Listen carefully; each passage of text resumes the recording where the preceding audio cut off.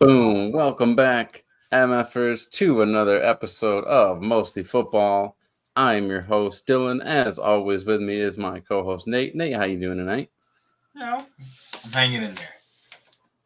He's hanging in there. Nate's been going through it. We're gonna let Nate talk it out for a minute. What's happening, man? You Just get, you get work, a little man. stress. It seems like you have a little stress on your head. Yeah, man. Work, personal life. Every now and again, things kick up, and then you gotta have a reset. So I'm a, I'm trying to plan a good, some time off from work, so I can get that reset.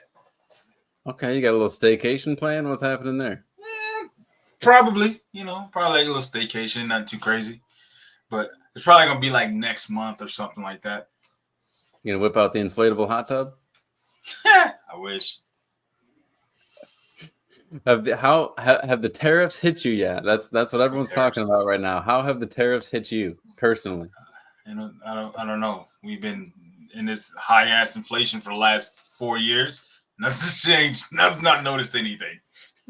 Shit was high before; it's still high. So, yeah, I haven't noticed anything.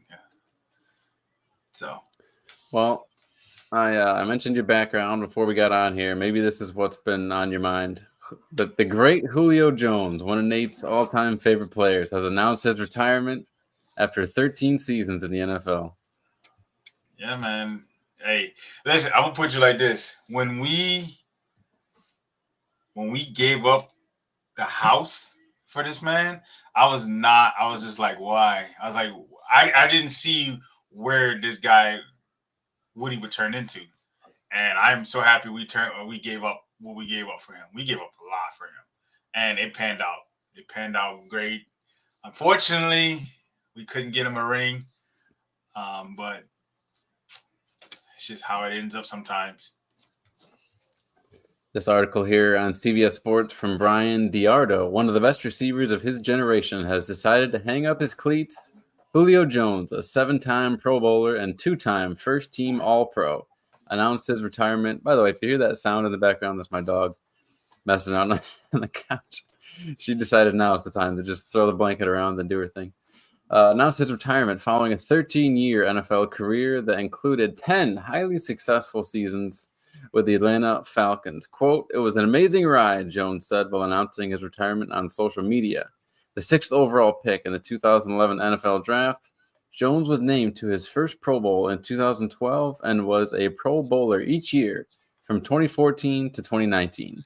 In 2015, Jones tied Antonio Brown for the NFL lead with 136 receptions and also recorded a league-best 1,871 receiving yards. A year later, Jones helped lead the Falcons to the franchise's second Super Bowl appearance. He caught 9 passes for 180 yards and 2 touchdowns in Atlanta's NFC All Championship for game nothing. victory over Aaron Rodgers and the Green Bay Packers.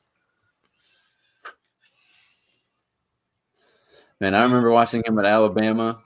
He was so big and just so much he more of was a man than he was a anyone else on the grown man field at in that time. college. I don't think outside of DK Metcalf, I don't think there are a lot of receivers built like him. Dude, he was a grown man playing against little boys, and it showed on the field. Oh yeah. I mean, he And just reminded you of like that same type of just Calvin Johnson type of just standout player on the field, AJ Green type of just you knew it when you saw it. He was a clear alpha. No matter what team he absolutely, landed on, he was just going to take over the league. and there was no learning curve. You know how like there's some receivers, some young receivers that come in and they have that learning curve. He came in, he was like, I know what I'm doing. Just give me the ball. I think his first game was against what's it, the Colts. I think his first game was against the Colts, and he torched their ass for 2 touchdowns, and I think he went over 100 yards. I was like, hmm. I mean, I think a lot of Falcon fans were a little worried when we gave up what we gave up for Julio, but I think after his first season, we was like, yeah, we'll be all right. We'll figure it out. Now I have a total, all love relationship to Julio Jones because I never had him in fantasy football. If I had him in fantasy football, I probably would have a different relationship with him because he's the type of player who gives you 200 yards and 2 touchdowns one week, and then leaves the second play of the game the next game because he's got turf toe or something like that. He was just an unbelievably frustrating fantasy player, just in and out of the game. But when he was in the game, oh my God, I mean, you just could not play him. Yeah, I mean, he did. I mean, I think 2019, after that 2019 season, he just started dealing with a lot of injuries. It just a lot of injuries. His season, like I think he missed a full season with some type of injury. It was a lot towards the end, and he just like we had to let him go. But unfortunately, we couldn't get him in the ring, so it was fun while we had him. I can tell you that. There was a lot of games watching him torch Carolina for 300 yards, him out jump Luke Kuechly. There's a lot. There was a lot involved with this young man. He was so much fun to watch. So many amazing catches, just screens go. He wasn't a one-trick pony by any means. I mean, all over the field. Not at all. When he came in toward the end of Roddy White's run, and then like Calvin Ridley sort of came in toward the end of his thing, and it was just to watch him bounce off of these dynamic receivers and that show that they had in Atlanta and that incredible Super Bowl run that he was such a huge part of. I mean, what a time! What a time in hot Atlanta. Jerseys, there's going to be 11 Jones jerseys in Atlanta, in that dome for a long time. They're gonna for sure retire his jersey. He will be in their Hall of Fame. I think give him 4 years, he'll be in the Hall of Fame. 4 or 5 years. All right. Well, let's get you caught up on the men's basketball national championship happening right now. The Florida Gators versus the Houston Cougars. And boy, the Gators, since I last saw, it was 42-32. The Gators are catching up quick on these Houston Cougars. We got some exciting basketball happening here. Yeah, they do. I missed the whatchamacallit, the girls game yesterday, but shout out to UConn for getting it done. Did you read that story? Perhaps this is your type of story. I didn't know if maybe it landed in your atmosphere about South Carolina women's basketball and the money that is being lost currently on that program, and just the different women's programs that are not making money and are making money type of thing. I don't know if maybe that landed in your atmosphere. No, that did not happen to land in my. It did not land in my laps. Okay. I like. The thing is I want people to stop acting like women's sports is like it's booming. Okay, it definitely has more eyes on it than it has in past years. But people need to understand. People need to stop acting like this shit is the hottest thing going right now, because it's not. It's still not. Doesn't matter what it is. It's not. I did hear something pertaining to the WNBA that they're threatening to go on strike. I don't think they should do that. And that's just me personally. I don't think y'all should go on strike because your league loses a lot of money. And see, $5 million annual. Wait, how? How are you losing $5 million annually? See, this is the type of article I was really hoping that you'd seen already, but I'm glad you're seeing it now. Why are you losing? What? How? How do you lose $5 million? Time out. This team has been in the Final Four the last 2 years? Didn't they win a national championship last year? I believe so. How do you win championships and you still lose money? All right. So this article, I saw it a few days ago. It's from thestate.com, written by Jordan Kay. And the title is Gamecock Women's Basketball Loses $5 million Annually. Why South Carolina is okay with that for now. And it says, There has been a hard truth for years in women's college athletics. It can be difficult to draw any sort of correlation with winning and the bottom line. Take the last women's basketball season, for example. An Auburn team that went 500 in conference play barely made the NCAA tournament and was bounced in the first four, reported a budget deficit of nearly $5.1 million. Meanwhile, playing in the same conference was the best college basketball team in years. Under Coach Dawn Staley, South Carolina became the 10th team in women's college basketball to go undefeated en route to a national championship, the Gamecocks' third under Staley. And while the Gamecocks reported a financial loss even greater than Auburn, in the red more than $5.6 million during fiscal year 2024, which ranged from July 1st, 2023 to June 30th, 2024. A review of South Carolina's annual report, an exclusive interview with new USC athletic director Jeremiah Donati, and additional reporting produced these findings. The Gamecocks women's basketball program had almost $5.9 million in revenue in FY fiscal year 24, but the program ran a net budget loss in large part because of coaching salaries. Women don't make as much money from media rights as some of the men's teams do. The Iowa and UConn's women's basketball programs made twice as much money than USC in the last fiscal year from ticket sales. It's possible South Carolina adjusts ticket prices upward, among other things, to help Staley's Gamecocks bring in more revenue. Okay. Let me try to put all this shit together. So they have 3 national titles under Dawn Staley. They won the national title last year. They got bounced out the final 2 this year.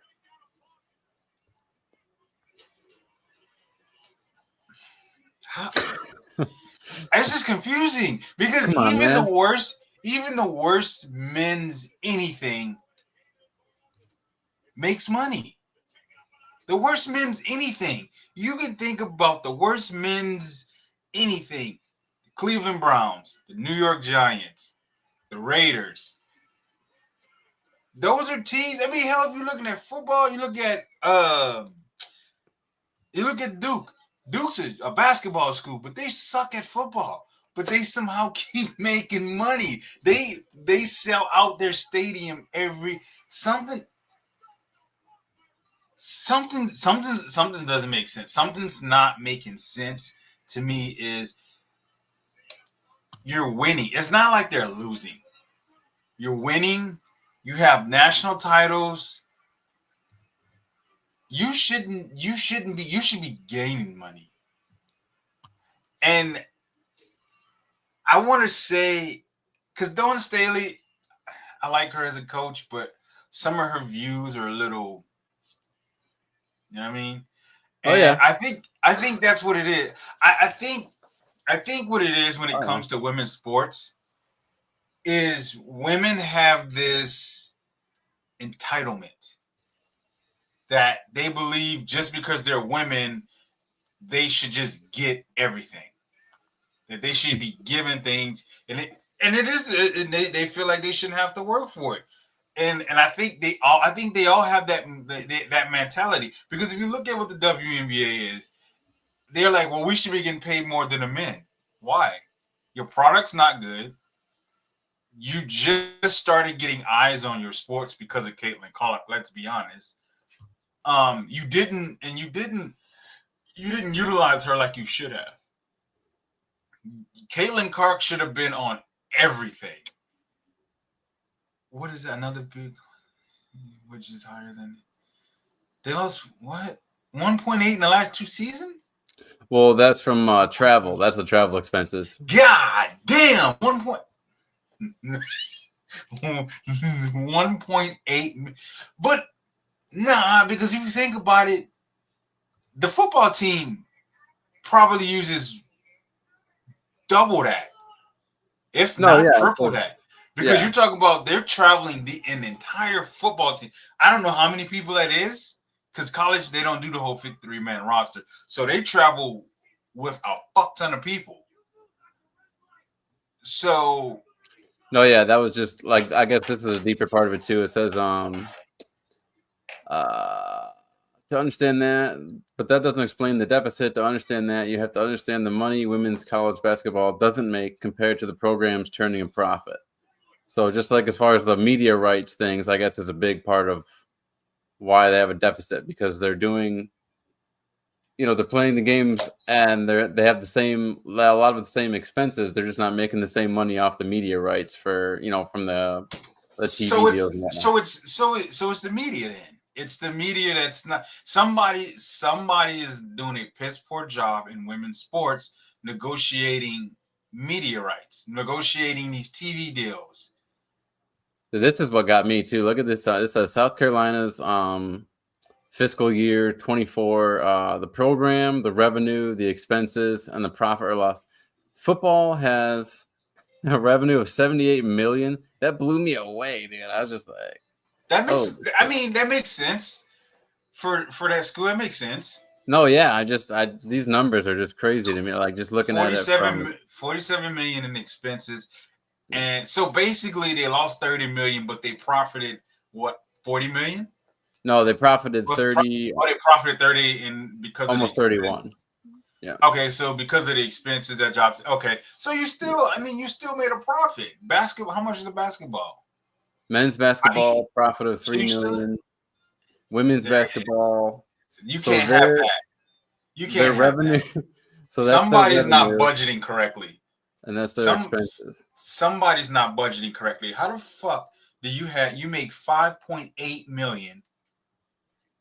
And your expenses your expenses is 11.5. No. Well, I think some of that, like earlier in the article, is explaining like some of that is Dawn Staley's contract. Some of that's. They need to figure her contract out, because if one person's contract is causing you to be in a negative, that's why you're losing money. And you know what? How about this? Women's track and field is making $816 grand. Christ. Spending $4 million. What are we doing here, women's track and field? The men's did the same thing. So they came at 529,000. Who's running the books? So everybody outside of the horse team's losing $2 million. So besides football, everybody's in a negative. Yeah. Yeah. Besides football, everybody's in a damn negative. Yeah. Who's the most egregious? I think it's the most egregious. Got to be basketball. Nah, it's women's track and field. Well, yeah, the most egregious women's basketball. Because you brought in 5.8 million, and you're nah. To agree, it got to be the track, because they only made 816,000. That is the worst. That is the most. I think that's probably gonna be first, and then the women's is second. That shit is mind-boggling. And the thing is, you can't just say it's women, because you look at the men. The men's basketball team is fucking up too. Yeah, men's basketball. The only team. Oh, they made a profit. So men's football. So men's football. So the football and men's basketball are the only ones that are making a profit. Yep, baseball's losing almost $3 million. Jesus Christ. How? Like, I'm not. This is baffling. And so if you go back to the whole thing with basketball, women's basketball in general, they have to figure out. You can't look at things. They're looking at it from a spectrum, and they're like, well, the men are making this, and we are making this, and we play the same sport, right? But your product is not the same product as the NBA. It's the same game, but the product's not the same. Oh, Florida. Whew. Sorry. Golly. Gators are rallying here. Do you have the game on? Yeah, I have it on my phone. It's there. So I'm not understanding their thought process behind this. The money, like, somebody needs to explain to them economics. Like, you can't say we want this, but you're losing money here. Like, that league hasn't been profitable ever. Well, here's the thing too. That no one really. I mean, guys mention amongst themselves occasionally, but this isn't like something you're going to hear on the news often. I think maybe some women have mentioned it, but like, with personally, I think women's basketball is getting better. Like when I played the fantasy league with Strikeout Beer a few years ago, I got pretty into it. I mean, well, actually watching these games, I even bought. I think I told you the YouTube season pass for it was like $8 that year. I was like, fuck yeah, I got to watch every game. And it was some of I know some of these players now, and some of the games were good. So I don't. For me, it's not necessarily that the product is bad anymore. It's just some guys will watch it and almost no women watch it. That's the thing. Yeah, women will watch anything but. Is the fucking problem, and that's the thing that they don't want to admit to is they're blaming men for everything, but men are the reason. Men are watching the sport. Women are not watching the sport. Guess what? I can tell you this: if you pan the camera at a WNBA game to see how many women are on the court side, it's gonna be very few, very few. But if you do it even in like a Hornets game, if you pan in a Hornets game, you're gonna see a ton of women there. Women have to understand. You have to support the thing. You have to support women. Men support men. Like, why do you think the NFL is doing as well, the NBA and the MLB? Because men support that. Y'all gotta support that. Like, there's not a lot of men that want to watch women's sports, and that's okay. But y'all have to do y'all part. But I can tell you like this: if the WNBA go on strike, I was watching. What was I watching? Gil's Arena, and they have a basketball player. Her name is Lexi Brown. She plays for shit. They just traded. She played for the Sparks. She just got traded, but she was just like, she's like, we have the upper hand. I'm like, no, you don't. You really don't have the upper hand because I guess they're getting ready to negotiate their new CBA. I'm like, y'all. I don't know if you know what negotiations entitle, but you do not have the upper hand, madam. Like at all. Y'all not even close to having the upper hand. It is if they decide to say take this or leave it, and you leave it, you got to go overseas, or you got to go play these 3-on-3. You got to go play in these 3-on-3 leagues, and you're not gonna make a lot of money. And I think at this point, here's where my issue comes in at for a lot of major sports now, like the NIL. And it's mostly, and I'm gonna say the NIL is gonna mostly affect women's sports because the men obviously make a fuck ton of money. Yeah. Juju, what's her name? Juju Watson. Sounds right. She tore her ACL, but if she don't tear her ACL, I think she's gonna get drafted either way. But she has an option. She has a choice. Do you come back next season and make more money playing college basketball, or do you go into the WNBA, get drafted, and don't make near as much money as you would make in college? And you gotta look at because I think they're supposed to be. I don't know. Their salary is supposed to increase, but it's not going to increase to what they're expecting. So I don't think they have. I don't think they have a leg to stand on because you just don't. You don't have like if this is like Steph Curry and LeBron James, yeah, they have a leg to stand on because that product is bringing in billions of dollars. Right. Y'all are in the negative.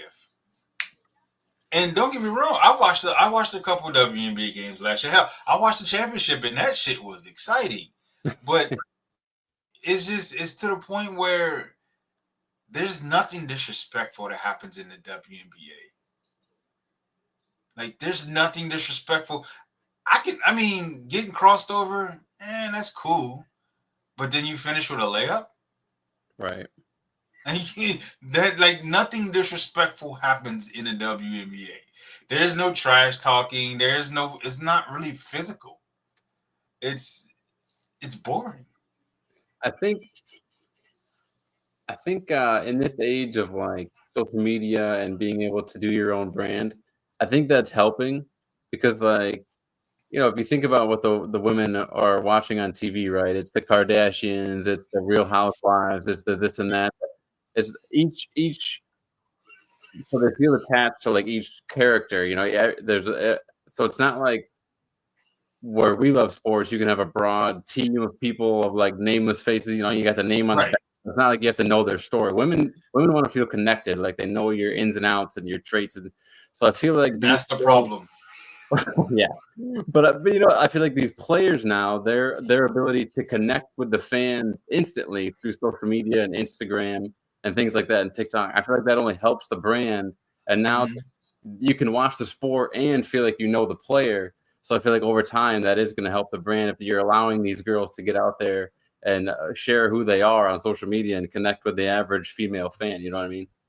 Yeah, and that's the thing. Like they have to figure out a way to attract more women Yeah. because, again, it's going to be if women stop watching football, it's not going to change anything. Right. It's not. If women stop watching baseball, stop watching hockey, it's not going to mean much. Yeah. Because the majority of the fans are men. Yeah. So, and because you think about it, how it's very rare you find a woman who knows sports. Very, very rare. It's very rare that you can find a woman and you can sit and talk and have a conversation about sports. Well, And not just like let me caveat that. Who knows sports and you actually want to talk to. Exactly. And I think that's the thing. I think they have to figure out a way to market to women. Because you're marketing to men. Listen, you can put a potato in a bag and men are gonna come. We're simple. It doesn't matter. We are very simple. It doesn't take us long. You have to figure out how to get women to your sport. Dude, if you ask a man how to make a woman's sport better, they're just gonna say, "What if they take their clothes off?" Here's the thing. The craziest thing is they did that. They did that. And it didn't work. It did not work. It was called the Lingerie Football League, and these women were in just bra, panties, shoulder pads, and helmets. That is it. And I had an idea. Tell me what you think of this. Bring back a classic. Do you remember the Man Show? Yeah. On Comedy Central, the original, you had Adam Carolla, Jimmy Kimmel back when he was funny. Yeah. So to close that show, they would have girls jumping on trampolines. You mix that with basketball. You bring in the slam ball element of it. So now you've got lingerie slam ball. I mean, I think the thing is when it comes to stuff like that, we have very short attention spans. Very, very short attention spans when it comes to like women in bikinis and all that. We have a very short attention span. They honestly, like I said, they really have to find a way to market to women. Yes. And it starts with, this is going to sound weird and this is going to sound really fucking, please don't arrest me. I promise. It's going to start with the little girls. Like you have to find a way to market. You have to find a way to market to little girls because every little boy has their favorite athlete, whether it be Justin Jefferson, Odell Beckham, Aaron Judge, LeBron James, Michael Jordan. Every little boy has their favorite basketball player, football player, hockey player. Everyone has it, but there's very few little girls you probably don't know a lot of little girls who know Sue Bird. Right. I can tell you that you probably have that very few that know Cheryl Swoops. And these are very prominent women in women's basketball. But you don't have a lot of little girls who know them. But they know who Tom Brady is. Right. So that's where it needs to start. You have to start with the children. You have to start getting these kids. I want to go to this game. I want to go see this person. Caitlin Clark did that. Yep. I guarantee you, there's a lot of little girls who know who Caitlin Clark is. Well, and that's why, it's such a win-win for that. What's it, Skylar? What's her last name? Which one? The one who just won a championship? Yeah, the one who like had that. She's like the Darth Vader to Caitlin Clark's Oh, you talking Luke about? Skywalker. What's her name? Are you talking about Angel Reese? Yes, Angel Reese. Brick That's Barbie why, is what she's being called. that's why it's so genius for her to team up with McDonald's. Like you said, it exposes her to all the fan. Now she's got her name out there to every Happy Meal that's being given out to a little girl, and the little girls now they see Angel Reese and they can identify with her just like the Jordans and the Tiger Woodses. And it's And that's another thing. say The what you will about WNBA McDonald's. I pull up there just to get a number one. It's literally the most classic thing. A Big Mac. You could order at McDonald's. You tell me to pull up to the first space now instead of just giving me my meal at the window like you always used to do. So okay, I pull up to the first space and I wait patiently, and I wait patiently, and I wait patiently, and 15 minutes later, you bring me out a Big Mac and you don't offer me any sort of free Sunday, no coupon, no anything. Like, it's just, hey, sorry about that. Have a nice day. I mean, say what you, Yeah. I personally say what I will about McDonald's, but for Angel Reese, if she wants to do that, it's perfect. Yeah, they just have to do, and I think this goes to marketing. They have to do a better job at marketing their superstars. Yeah. Like outside of Caitlin Clark, Angel Reese, what's the chick that did the 3-point contest with Steph Curry? Agumbawale? No, the one who did the 3-point contest with Steph Curry. Oh, I don't know. Sorry. Her last name starts with an I. I can't think of it. Yes, her. Oh, see, there's a reason we know these girls' names. And then there's Kelsey Plum. Yeah. And then the reason why I know Brittany Griner is because of her situation of her getting arrested. But that's not a good reason to know somebody. But outside of the ladies that I named, but I mean that's it. Like you have to market your stars. You have to market your top players. And they're doing a piss poor job doing that. I mean, Caitlin Clark's face should have been plastered everywhere. She should have been on every WNBA commercial. You got like, and then like this new class that's coming in, they got to figure. You got to market these girls. You have to do a better job at marketing, and you got to negotiate better TV deals. Because goddamn, because that's where most of your money's going to come from. Yeah. I just think it's not necessarily that they've been doing it and they've been doing a bad job. I think it's just like you said, like it's a product and they haven't felt like it's been worth investing in. So now that there's eyes on it, now that people are paying attention to it, now it's worth putting your dollars behind and you feel like you're going to get a return on it. Whereas before, just like with South Carolina basketball, we're not going to put money into something that we're going to lose it all on because you're not making enough. But now that they feel like they can make enough off these girls because they're starting to make their way into their phones and the product that they can sell and things like that, now these companies feel like it's worth their money investments to get a return on it. Yeah, I mean, honestly, I would like to see them have more primetime games. I would like to see them like. Do you know their All-Star game is during the week? like who the fuck made this schedule? Like, it's why probably, would you? It's probably not even at lunchtime too. It's probably like at 2:30. It's at some weird ass time. I'm like, who the fuck? I'm like, who made the schedule? Like, why would you make? Oh, we're gonna put our All-Star game during the middle of the week. Who the fuck? Are you serious? Get the fuck. Why? This is why you have a problem making money. This is why, because the stupid people who are running the WNBA are screwing these women. Like literally, they're screwing these women. Like they're just, it's bad. Everything's bad. Bad marketing, bad scheduling. Everything is just god awful.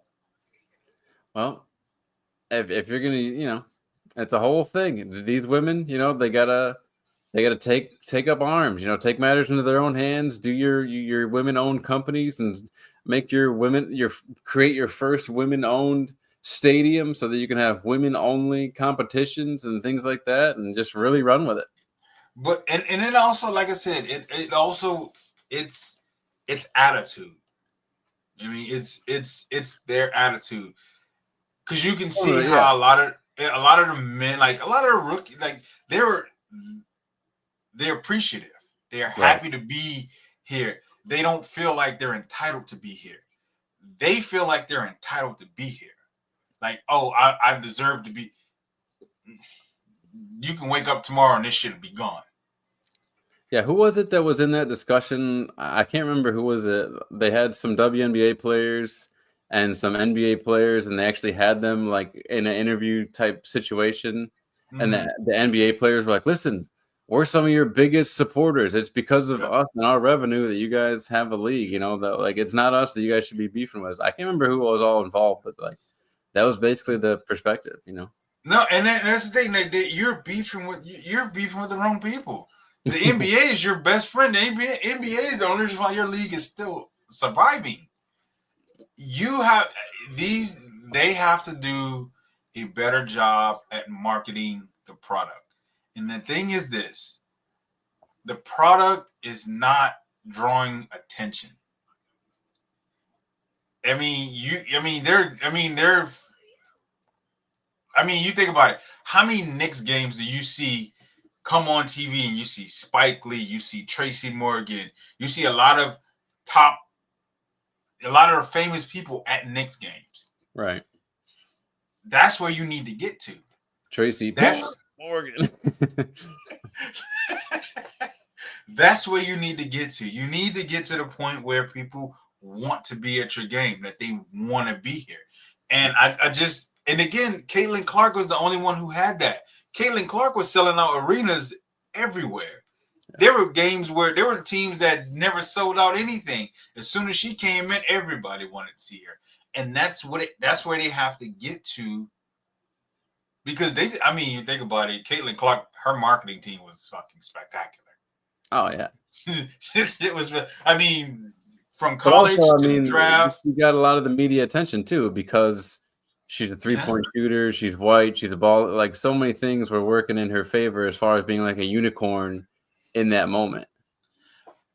You know what? I'm gonna be honest. I don't think, as fucked up as the media is, I don't think they like that negative shit. Like, right. all the shit that Angel Reese was saying and talking about, you're not just watching women's basketball because of one person. Yes, we are, ma'am. Yes, yes, we are. Let's take your pride aside. We're watching it because of one person. Okay, cut the shit. Just cut the shit. And I believe that they don't like that negative shit. I don't believe she's a likable person. She's a marketable person. And it's not because she's white. It's because she's a marketable person. Angel Reese didn't put herself in a position to be marketable. She's Angel Reese. Listen, I'm gonna put you like this. Why would I market someone whose specialty is playing 2 feet from the rim and she's shooting 33% from 2 feet from the rim? Oh man, you're gonna down the stats? You're gonna get into the stats now? Why would I do that? Why would I want to market that? Think about it. Do you think Shaq would have been as big as he was and as famous and dominant as he was if he was shooting 33% from fucking under the rim? Her claim to fame, people clown her. They call her Brick Barbie for a reason. I view her like the female Draymond Green. She's good for the sport in that she's that's what she does. I guess. I think the WNBA, I think what they need to do is they need to scratch whatever the fuck marketing team they have, fire everybody, and find a brand new marketing team, because your shit's terrible. Like, their season starts. Their season will start till the summer, I think. Well, I think their season's getting ready to start soon. Well, yeah, there's only so much you can do. You're not gonna have it like during football or another major sport where you have to compete with that type of Nah, because I know their finals are usually around the preseason.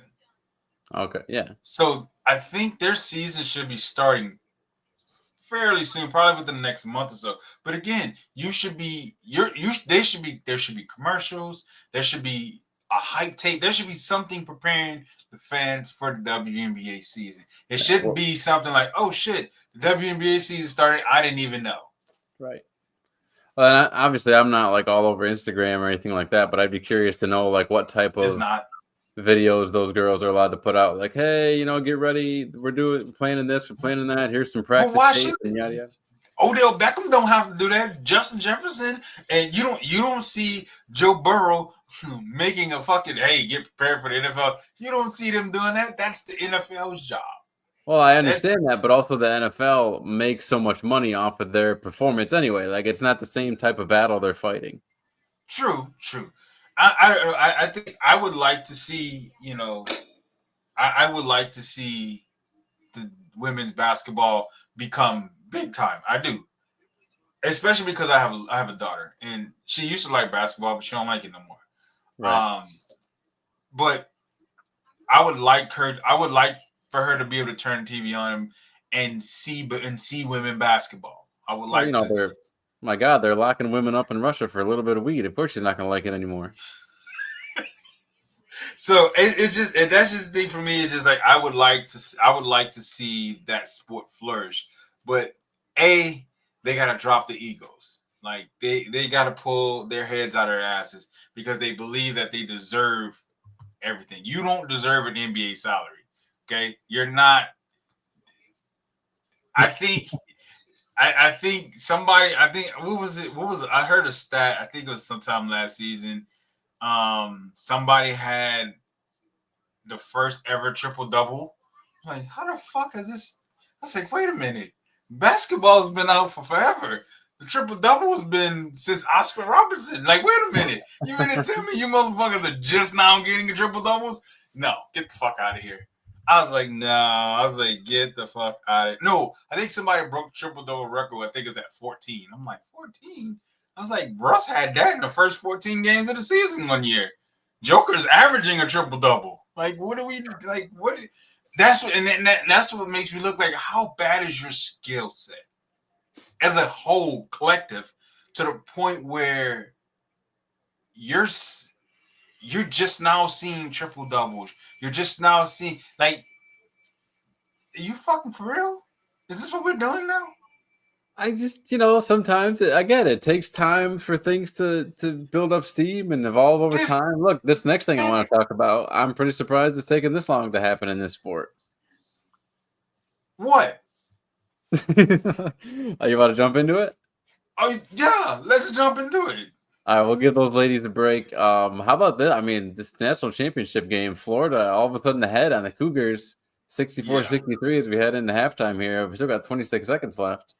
No, they're not. That's right. Wait, I thought they had two halves. Did that change? Am I just misunderstanding how college basketball works?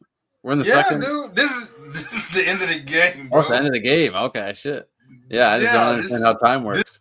This is it. This is ball game. God damn, maybe we should stick with it. Should I put that screen back up? Let's put that screen back up. You had me confused just now. I was like, wait a minute, they only get 2 quarters. All of a sudden, Florida pulling away here at the very end of the game. And they turned you turned the ball over. You can't turn the ball over. Yeah, it's Florida gonna win. Florida gonna win their national championship. You talk us through it while I pull up this next story here. Yeah, I mean, you say that about women. Looks like they're in a timeout right now. But look, it took hundreds of years just for the baseball just to figure this out. Turns out, you brought this up. I was listening to me.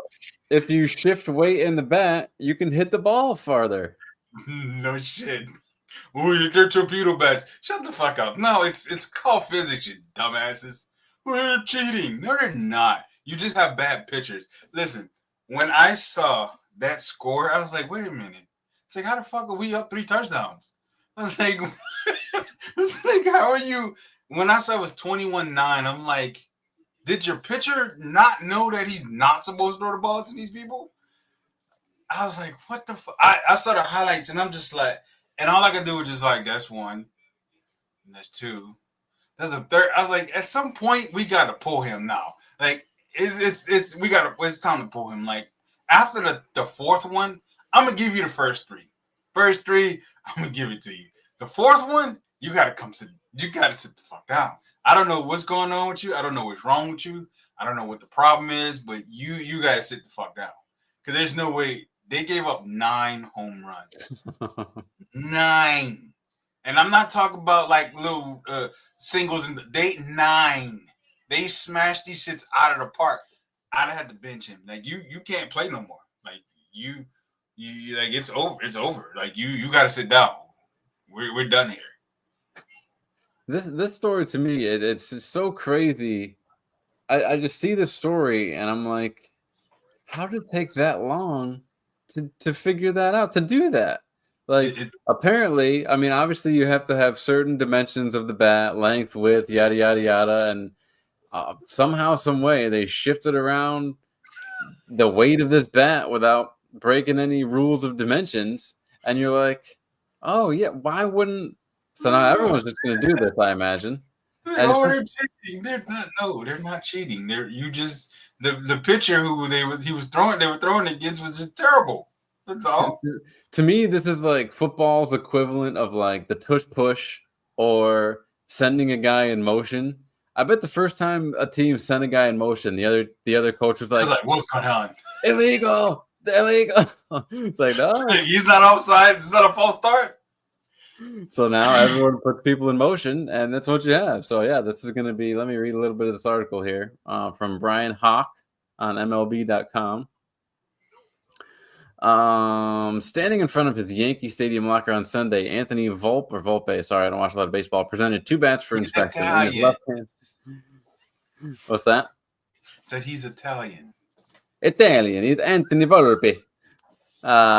In his left hand, the Yankee shortstop displayed one he had used last season. In his right, the, quote, torpedo model that has become a hot topic following the club's historic 9-homer barrage on Saturday afternoon. The difference between the 2 bats is noticeable, as the torpedo barrel results in a non-traditional location closer to the hitter's hands. And they're legal. Major League Baseball. So basically, they just moved the barrel a half inch or so down. It's fucking physics, man. What the fuck are we talking about right now? There's this hilarious meme online that was like a guy basically holding a torpedo, like an old World War I torpedo. What are we talking about here? They just took the barrel and moved it like a half inch down. So what the fuck are we talking about right now? Yeah.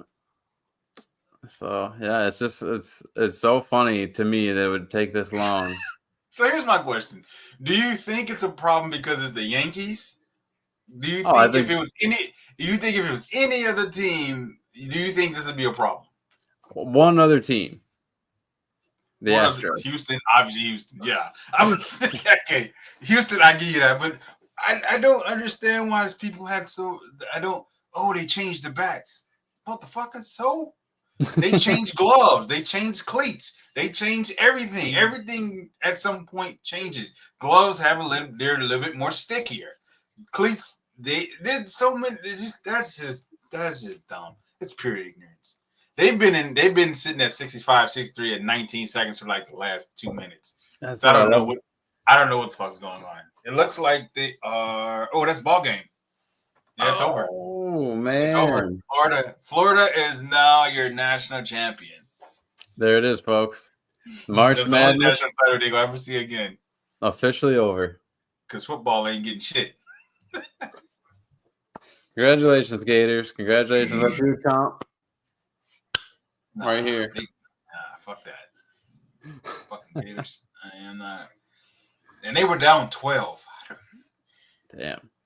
I think as a coach, if you're up in a critical time, like let's say like the last 6 or 7 minutes of the game, and you lose, you should lose your job.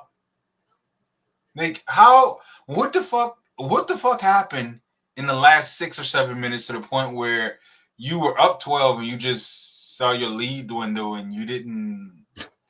What the fuck? Like I never understood that in football. I don't know if I've ever seen it in baseball where you're up that because it's hard to score runs in baseball. And once they're up, fucking, it's very. I mean, to get up 10 points, you're getting your ass whipped at that point. I mean, If you're you're up, immediately. if somebody's up 10 in baseball, you're getting your ass handed to you. So I don't know if I've ever seen it coming, but if you're up in a critical point in the game and you lose, you should be fired. You need to explain to the fans how it happened, and then you should be fired. Oh yeah. If you're up 10 in baseball, or if you're down 10 in baseball, you mean? Or what? I mean, if you're down 10 in baseball, it's not going. You go ahead. If you're down 10 in baseball, you've gotten to that point because you are. The pitcher is the coach's son, and the coach refuses to do that to his boy. He refuses to sit him on the bench. You got to sit him on the bench, coach. Like, he just keep giving up runs. Like the dude who was throwing against the Yankees. Like, after the fourth one, all right, you come because you had 3 in a row. The first 3 home runs, it was 3 in a row. I'm sick at that point. If you give up another one, you got to sit on the bench, and we're gonna have your shoulder X-ray because something right there. Like, listen, scoring 21 points in a baseball game is diabolical. Oh my god, that's 3 scores in football. You're up 21 points in a baseball game is diabolical. You fire the whole team, fire everybody.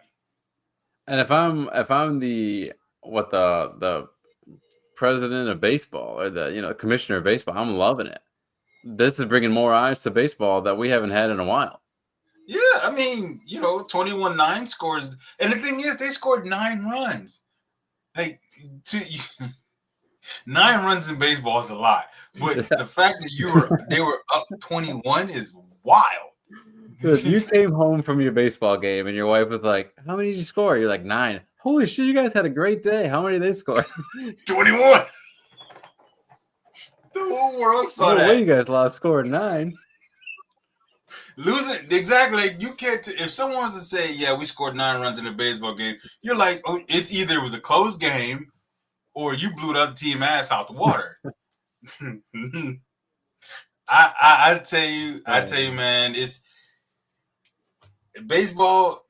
That's one of those sports where like you can't get your ass whipped like that. Like, somebody got to make an adjustment. I know it's the Yankees, but holy shit.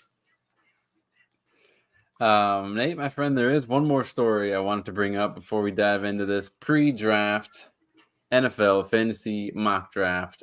Because last month I pulled up a little trade in our dynasty league, the Dilf Cup, that some may be critical of, some may be criticized. In particular, Alan of Strikeout Beer may have called me out on Strikeout Beer to his buddy Rapid Dave because I traded with Rapid Dave. And for those of you who don't know, I traded away in our Dynasty League Juwan Jennings for Braylon Allen from Rapid Dave. And, Allen goes on their show and he's like, "Oh, Rapid Dave, you really fleeced Busby on that one. You traded away a starter for a bench player, blah, blah, blah, blah." Well, guess what? Allen? This is a little thing that good managers, people who actually have success in fantasy football, and don't just blame their losses on, "Oh, I was so busy helping you guys this year that I didn't even bother messing with my own teams. That's why all my teams were sub 500 and then I sucked this year." It's because, I was just giving away such good advice. I didn't bother to take it myself. So good managers like myself read the tea leaves and they pull off trades. And this is what I had in mind when I traded for Braylon Allen. Boom. From new head coach of the Jets, Aaron Glenn, Breece Hall is in a, quote, good place, but Jets plan to use 3 running back approach. So here you go. Yeah, he's going to take the Detroit Lions formula. Yes. This means Breece Hall is no longer the workhorse running back in New York, and that opens up the door for my guy, the youngest running back in the league right now, barely 21 years old, the beast from the East, Wisconsin's own, Braylon Allen, baby. And you guys are all going to suck it, especially But Allen. why did you give up? You could have given up somebody other than Jauan Jennings. I gave up Jauan Jennings because he right now. So two things, in my opinion, are going to happen. He either his value is super hot right now. It was fresh off the Debo trade. Who knows what happens with Bayuk. So Jauan Jennings is the only sure thing, because you got Ricky Pearsall. So I understood the value of that. But in my mind, it could totally be Ayuk comes back, Ricky Pearsall is a first-round pick, so he's the number 2, and then Jauan Jennings goes right back to best case scenario being third option.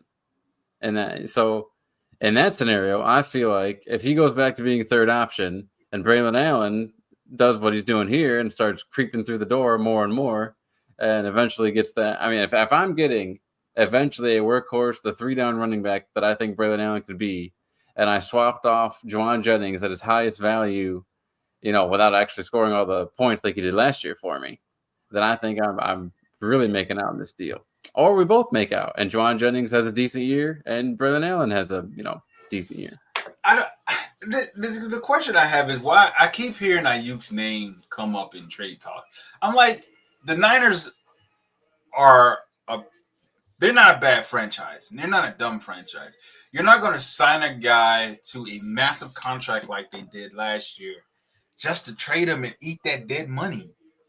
Like, he tore his ACL. Yeah, I get it. Tore his ACL. But you don't have Debo. Right. So you have to keep Ayuk. Because I don't see Jauan Jennings he's not a first option guy. He might not be a second option guy. Being a third option is I think a good spot for him. Ricky Pearsall is going to jump him in a depth chart for sure. Like, he's going to be that number 2 guy. Ayuk's probably going to be ready. When did he tear his ACL? Was that towards the end of the season or early in the season? It feels like it was almost right in the middle. Yeah, so if it's right in the middle, he may be ready. He may be ready by week 1. If he doesn't play week 2, if he don't play week 1, he might play week 2 or 3, which gives Jauan Jennings and Ricky Pearsall some chance to do their thing. But yeah, I think trading Jauan Jennings may have been I think you may have won that trade. Because I don't see them trading Ayuk and eating dead money, because they're already in a piss poor cap space, as we saw about all the people they lost this year. So I just don't see them in an even worse position by trading Brandon Ayuk and eating a fuck ton of dead money. That's from 49erswebzone.com. Projection of early return for 49ers Brandon Ayuk continues to gain traction. I wouldn't rush him. I really wouldn't rush him. And so here's the thing, too. Here's another option. Jauan Jennings could be third option and suck, and Braylon Allen could be a part-time nobody and suck. So I'm not saying, I'm not saying I have a lock here with Braylon Allen for sure. It could totally be nothing, but the potential for him as a 21-year-old running back in this, new head coach, you got Justin Fields to help you out as a runner. So I think the potential. I do have Justin Fields. He's gonna try to mimic what Baltimore got going on. That's what he's gonna do. He's gonna try to mimic what Baltimore, because you went and signed a young quarterback who's very mobile. You have a good running back in Breece Hall, and then you have Brett. Yeah, I see what he's doing there. Yeah. I think their target for the draft probably will be a number 2 guy for the Jets. They have to get a number 2 for Garrett Wilson to help Garrett Wilson out, and this got to be a good number 2. Yeah, I think so. I mean, you lost all the guys you brought in for Rodgers, Alan Lazard, and Davante Adams.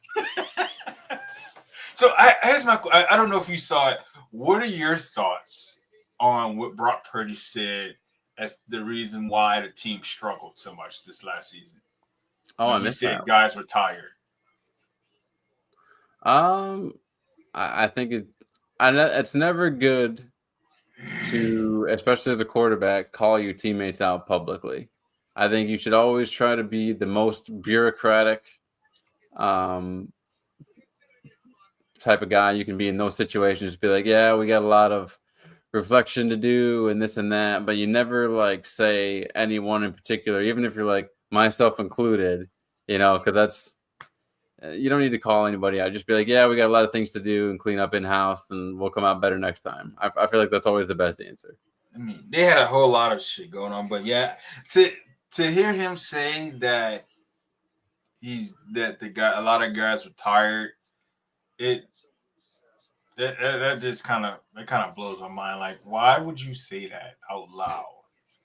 And then apparently, I saw a video where, what was it? The Raw, the Raw Room. It's a podcast with shit. It's a bunch of retired NFL players. Apparently, he said that 40% of the time, 40% is a big fucking number. He said Brock Purdy said 40% of the time he doesn't see his receivers. As far as like over the line of scrimmage? Mm-hmm. So basically, 40% of the time he's like, somebody's out there. Dude, I feel like that's even so that means 21% of the time Kyler Murray can see his receivers. It's got to be tough. Like I keep seeing, they talk about offensive linemen and how tall these guys need to be for a guard. Gigantic. It's only you shouldn't be that tall if your quarterback is only 6 feet tall. You don't need a 6'7" offensive tackle. But my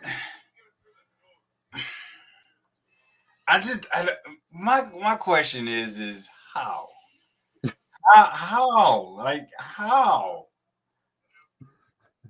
Like how? 40%? So you're telling me 40% of your drop backs, you can't see shit. You could look at it that way, or you could say 40% of the time I have to use my sixth sense of just being 40% so good and knowing the playbook so well that I know where all my receivers are going to be. If Michael Vick or Matt Ryan or Kirk Cousins or what's the other fucker's name? Michael Penix? No, not Penix, the other one. Riddle, whatever his fucking name is. If any one of them motherfuckers to ever open their mouths and be like, yeah, 40% of the time I can't see my receivers, you gotta go. Get him out of here. Cut him immediately. Like, he has to go. And you ain't been paid yet? Why the fuck would you say that? You have not been paid yet. Why would you say that? Listen, yeah. If Michael Penix said 40% of the time I can't see my receivers, then get him the fuck out of here. Get him. That means 40% of the time you're throwing ducks and hoping the right person catches it. That's not cool. I don't like that. I don't like it. I don't like it at all. I don't like it one bit. Some things you just can't live down saying. Sam Darnold still lives with that one time that I'm seeing ghosts out there. No, like, come on, man. Like, you gotta know from a. And he said it on the bench. It's not like he said it to an interviewer. There's mics everywhere, dude. Oh my god, I'm seeing ghosts. Are you fucking kidding me? You're getting your ass spanked that bad. You're like, you've seen dead people now. Get the fuck, man. Listen. The coach is just like, okay, Haley Joel Osment, relax. All right, you gotta go. Like, just take your shit off and go to the locker room. So we're done here. You may be wondering, now that we've gotten to now that we're an hour in and everyone is really just tuned in to what we're doing here, the meat and potatoes of the show, the fantasy mock draft. Some of you may be wondering why, when we are a mere few weeks away from the actual NFL draft, would you do a fantasy mock draft when you know all this stuff is going to be worthless? These rookies are going to come in, they're going to compete for jobs, and this mock draft you've done is going to be pointless. Well, I'll tell you why, folks. Because if you love fantasy football the way that Nate and I do, you want to get a little refresher. You want to get. Don't say that. Don't say that. We're trying to sell something here. You want to get a little refresher, and you want to remind yourself, especially after free agency, and things like that of, okay, these veterans, I feel like I could still get another season or two, especially when we get to these later rounds. You'll see there's going to be some names. You're like, oh boy, I guess I'll hold my nose and take this one. So you want to know when you get to these later rounds, who's still valuable, who's out there, who moved teams. DeAndre Hopkins is on the Ravens now. How does that affect where he goes? Things like that. Just who can you get a little bit more out of going in before someone has to compete? And just, some of these guys slip through the cracks. And you get no competition at all going into the next year. It happens all the time. Running back like a Jerome Ford makes it through the NFL draft without the team selecting any other competition at running back. And before you know it, you've got another usable piece in Jerome Ford. So I think that's where this type of thing is going to come in handy here. Nate has the 4th overall selection. I have the 6th overall selection. This is a 12-team, half PPR. 1 quarterback, 2 running backs, 2 wide receivers, 1 tight end, 1 flex position, and 5 bench spots. Nate, so this is not like our actual league. No, this is not like the Dynasty League with 2 quarterbacks and 16 flex spots and all that stuff. Yeah. No tight end premium, none of that. Shit's terrible. I'm still trying to figure out what the fuck I'm gonna do for mine this year. Your Dynasty. Yeah. Yeah, that's a big. Kirk Cousins is now on the bench. Geno is still good. Yeah. But I got to figure out I got a piss poor quarterback situation and a piss poor running back situation. Well, both those things can certainly be addressed in this rookie draft coming up, sir. You better do some studying.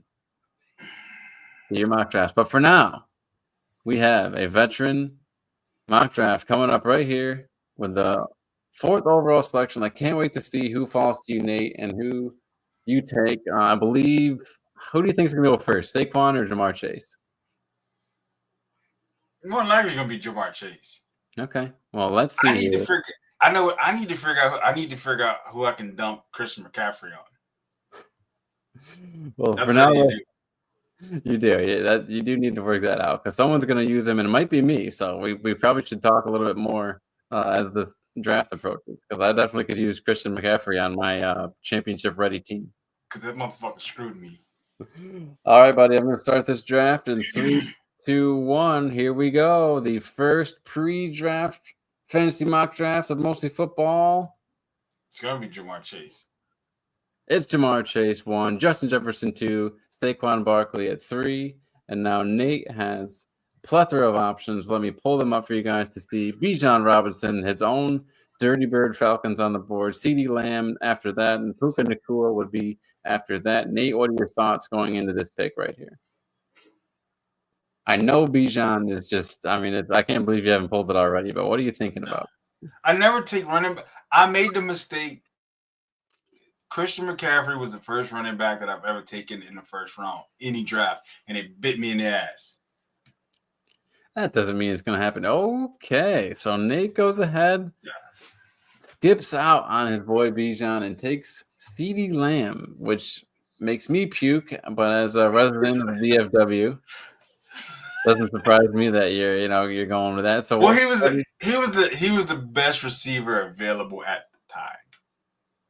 So if this happened today, you feel like Dak's going to come back healthy? There's basically no competition. I don't care if Dak don't come back healthy. They got Joe Milton. I'm not concerned about Dak coming back healthy. I'm not concerned about that. See, a lot of people like in the sports world have been talking about, oh, Dak's not looking over his shoulder, yada yada, blase, blase, blah. Guess the fuck what? Every Dallas quarterback, their origin story starts this way. Tony Romo, Dak Prescott. Both of their fucking stories started with an aging quarterback who was consistently getting hurt and couldn't do it anymore. And guess what? They became the successor. Sure. This is not any different because Dak tore his hamstring last year? Yeah. I don't see him coming back being Dak. So them trading for Joe Milton was surprising as shit. I didn't know when y'all posted it in the chat, I was like, this is some bullshit. And then I got home and I was like, oh fuck, that was an actual real story. I saw Bleacher and I was like, that was a real thing. Well, because it didn't make any sense, Nate. I mean, look, I get the why Milton, I didn't believe it. I get that he's an exciting player. You know, the idea of what he did in preseason last year and all that stuff. But when I have a guy who I just gave the most money to of any player at his position, I don't feel like the best move to then make is go, you know what I need to do? I need to give this guy some competition. You know what my next move should be? Rather than give this guy a weapon or give this guy more protection or get someone on defense to get after the quarterback, I think I should give the guy who I think I should give my store manager another store manager right behind him, just I to think keep they, right in check. I think they might get. I think it just. I don't see JT being a top 10 pick. So he may fall to Dallas. I can see them taking Genty if he's available. All right, so here's what I'm thinking at this point. Jahmyr Gibbs is definitely someone who I think is going to have a great 2025. You know, especially depending on how David Montgomery comes back. We'll see off that injury. If Montgomery looks rusty and it's the Jahmyr Gibbs show, then all the passes he catches. I mean, he had 1,200 rushing yards last year and 12 rushing touchdowns. Just to show you, is this projected? No, this is what he's projected for. Okay, it's projected for 2025. I hate Jahmyr Gibbs. I hope every inconvenience happens to him, because that he cost me the championship last season, because the person I was playing had him, and I'm like, okay, he scored one, like he needed 40 points to beat me, and somehow they just like, fuck it, we're not gonna tackle him, let him score 4 touchdowns. I was like, you sons of bitches. That was insane. That was a crazy game. I was game. Like, what the fuck? I was like, all I needed y'all to do is to keep him to 2 touchdowns. That was it. No. It was like, no, let's let him get 4 so I can lose. You sons of bitches. And all that said, I think I'm going to go ahead here and take a guy who, when he's on the field, has been very productive, very explosive. He's become, I mean, to overtake Cooper Kupp as Matthew Stafford's best friend is really quite an accomplishment. But Puka Nacua clearly did it from the way that this team has shifted their attention toward him. They let Cooper Kupp go in free agency. I didn't understand that one. And boy, I'm going to go ahead and just put Puka on my team and see how this one plays out. We usually like to grab a running back here in the first round just to get that out of the way. But Brock Bowers off the board at the third pick of the second round. So let's see. Here's a question for you. So Ladd McConkey is up there. That is kind of crazy to rank this high. So after I took Puka, it was Nico Collins, Malik Neighbors, Amon-Ra St. Brown, Jahmyr Gibbs, Brian Thomas, and Derrick Henry round out the first round. And then Devon Achane, Drake London, Brock Bowers, first tight end off the board, A.J. Brown, Tyreek Hill, and Jackson Smith and Jigma. Back to me with the 7th pick of the second round. And we got some tight ends here. Well, we got 8 tight ends here with Trey McBride available. And then it's Ladd McConkey and T. Higgins. Josh Allen would be the first quarterback off the board. Bucky Irving is the top running back available. And then he goes Lamar Jackson, Garrett Wilson, Josh Jacobs, Jonathan. This is an odd McCaffrey. These are odd rankings. These are odd rankings. It's a weird spot to be. You know, Ladd McConkey, T. Higgins, I just can't see taking them right here as my, even though that's why I'm like, this is odd. Like, why are they so high?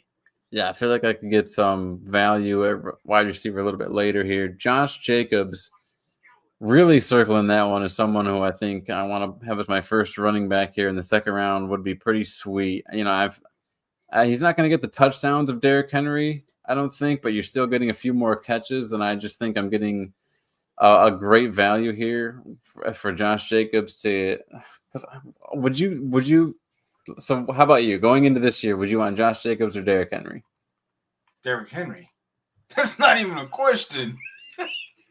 Sober thoughts. Do y'all play Dynasty? Yes, sir. We do. We are both in a Dynasty league. As a matter of fact, it is 2 quarterback, 3 flex. Yeah, 2 quarterback, 3 flex. Yes, we do play Dynasty. That's not even a question. Derrick Henry. I would take Derrick Henry over 99% of the running backs that are available at this point. Okay. I just feel like with Josh Jacobs still available here, it's a super value to get several picks after. I mean, because I would take him over Achane personally. I would take Jacobs over H. So how about that? Would you take Jacobs or Achane? Jacobs. Okay, just because of the brittleness of Achane. I mean, Achane catches a lot of passes. Achane can't stay on the fucking field. He was hurt a lot last year. I'm taking a guy that's dependable. I have Josh Jacobs in one of my other fantasy leagues, and he was very beneficial to me.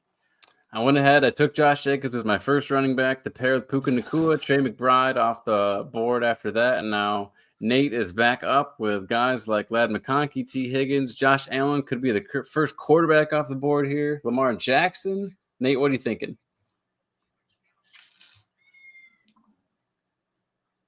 This is probably gonna be a reach.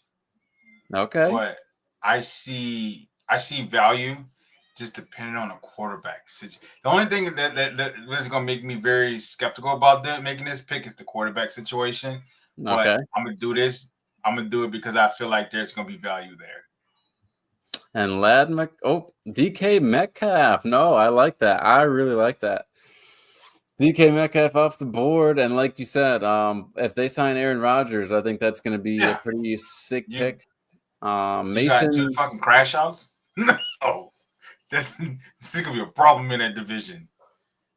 Currently, Mason Rudolph back at the reins for the Steelers, which honestly wouldn't be. Obviously, I don't think it would be as good as Aaron Rodgers, but it's not like worst case scenario. Like, it's not like if they just brought in a rookie and had someone like Kenny Pickett, behind him. So I don't know. I honestly, that's when you're at that point in your career when it's like, man, would I rather have Kenny Pickett or Mason Rudolph? That's tough. So Nate took DK Metcalf to pair with CeeDee Lamb, McConkey on the off after that. Bucky Irving, Lamar Jackson round out the second round. Then Breece Hall, first pick of the third round. Josh Allen. Okay, so a little bit of switch up in rankings there. Team 1, how about you?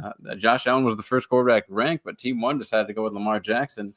Team 3 takes Terry McLaurin, and then right back to Nate, who takes Joe Burrow here in the third round and gets a quarterback starting to slip here. Nate, why don't you go ahead and talk me through taking Joe Burrow over someone like Jalen Hurts or Jaden Daniels?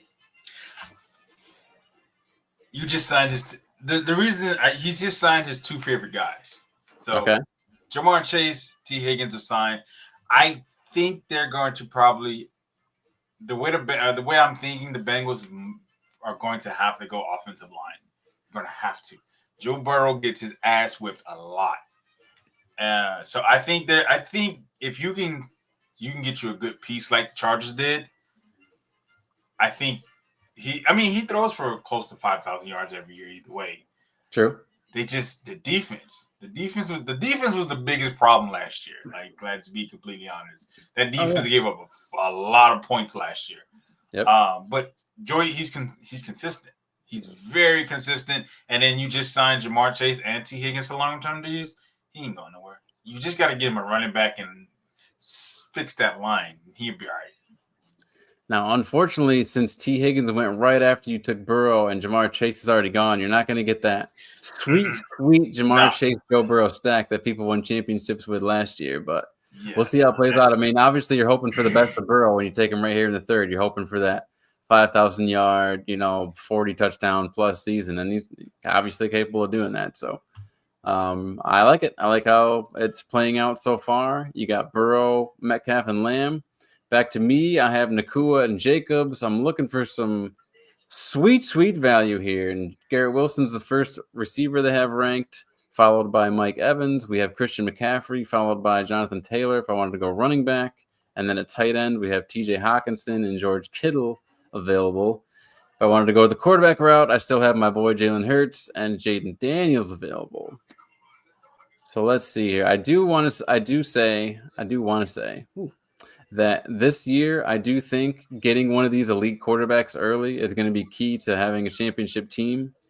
Maybe you'll get, sparks like we did last year with Baker Mayfield, and you can get someone late here like a Bo Nix and, maybe Dak Prescott. But Yeah, I think this year I want to get a elite quarterback early in my actual drafts. But for here, I'm going to pass on quarterback for now. I'm going to go ahead and take a guy who, maybe Anthony Richardson's the answer. Maybe he's not. Maybe it'll be old Danny Dimes, Daniel Jones. But I do think I want to pair Josh Jacobs with Jonathan Taylor right here. I just don't trust Christian McCaffrey. When I saw him go down and no one touched him, don't trust him. I can't do it. As much as the Niners want to sell me on it, I'm not buying it. So I'm going to take Jonathan Taylor right here. Question: San Francisco start 10? Stroud, Love, Carr, Nico, Rice, Jason, London, Pickens, Achane, Hunter, Henry. I don't own any 2025 picks, and I don't have Jesus Christ. What happened to your picks? Yes, I don't own any. Dear God. I have 2 start 10. Okay, start 10. Stroud, Love, Carr, Nico, Rice, JSN, London, Pickens, HN. Is that Derek Carr? Yeah. You got to go ahead and trade him. Go ahead and trade him. Just go ahead and trade him. Trade him or bench him. Just get rid of him. He going to be having a terrible year this year. Stroud, Love, Carr, Nico, Rice, JSN, London, Pickens, HN, Hunter, Henry. I feel like I'm missing something here. Are you seeing the question? What's the question? Sorry, dude. I'm just not sure what the question is. That's your team? So I think I'm assuming this is his team. This is his dynasty team because there's 2 quarterbacks. Yeah. Well, 3 quarterbacks actually. He said any advice on what moves I should make? Okay. For sure, get rid of Derek Carr. Let's start there. Let's start with that one because Derek Carr, he played like I had him in one of my other fantasies, and he was. I felt like just if I was in New Orleans, I'd have probably shot him in his kneecaps for sure because he was just fucking gone. Him going down with that broken hand was the best thing that happened to that team. I mean, I hate to say it. I like CJ Stroud and Jordan Love. Nico is good. I don't know about Rice. I think you can see if you can move Rice. Because I mean, how he wasn't very productive last year. I think he had a couple games where he was like. No, he was hurt like all of last year. No, not Rashee Rice. Yeah, he was. Yeah, he got injured early. Was that before? Okay, that was so he. Wait, did he play? Oh, right, because Mahomes tore his ACL. I just know it was Worthy and Juju and DeAndre Hopkins. Yeah, Rice got hurt. I think because Mahomes went to tackle on an interception, and I think he tore his ACL. I think personally, because I like the lineup. I love HN in best ball, and I love his game as far as being like explosive and watching him, but what was it when Tua wasn't in there, right? Like he sucked because they couldn't. He was terrible. They couldn't get him going in the run game. So I love the way he catches like 7 passes a game, but I think right now if you could maybe move him for like a 2025 pick and another back, maybe someone like, I don't know. I don't want you to think I'm crazy because I'm crazy. But if you can see how see how the draft works out with like the Giants, maybe move him for someone like try to get another back and a 2025 pick for HN. Yeah. I would say. Yeah, that's what I agree. I would probably try to see if you can get a better version of Henry. Well, yeah, or like upgrade your tight end. Yeah, definitely. Pick. I would say try to get a pick and a player for HN. Yeah, I would definitely try to see if you can get a 2025 pick because you're going. I would try definitely replace Derek Carr because you don't want him because I think he had a couple good games and then he broke his hand and he was never the same again. Well, in Dynasty, there's something to having that third, especially if it's a 2-quarterback league. There's something to having that third guy, in case one of your two gets hurt. Well, I had a third guy, and we didn't know if he was starting or not. And most of the time, they didn't say he was starting until it was too late to put him in the lineup. So, but yeah, I just think with the Dolphins, they're probably going to want to go back to airing it out. Tyreek Hill, all that drama with am I or am I not going to come back? I think they're going to want to make him happy. You still got Waddle. Yeah. So I would imagine they want to go back to like being more downfield, not so restricted to just passing Johnny Smith and They cut the other running back. Yeah. What's his name? If you got they let Mostert go.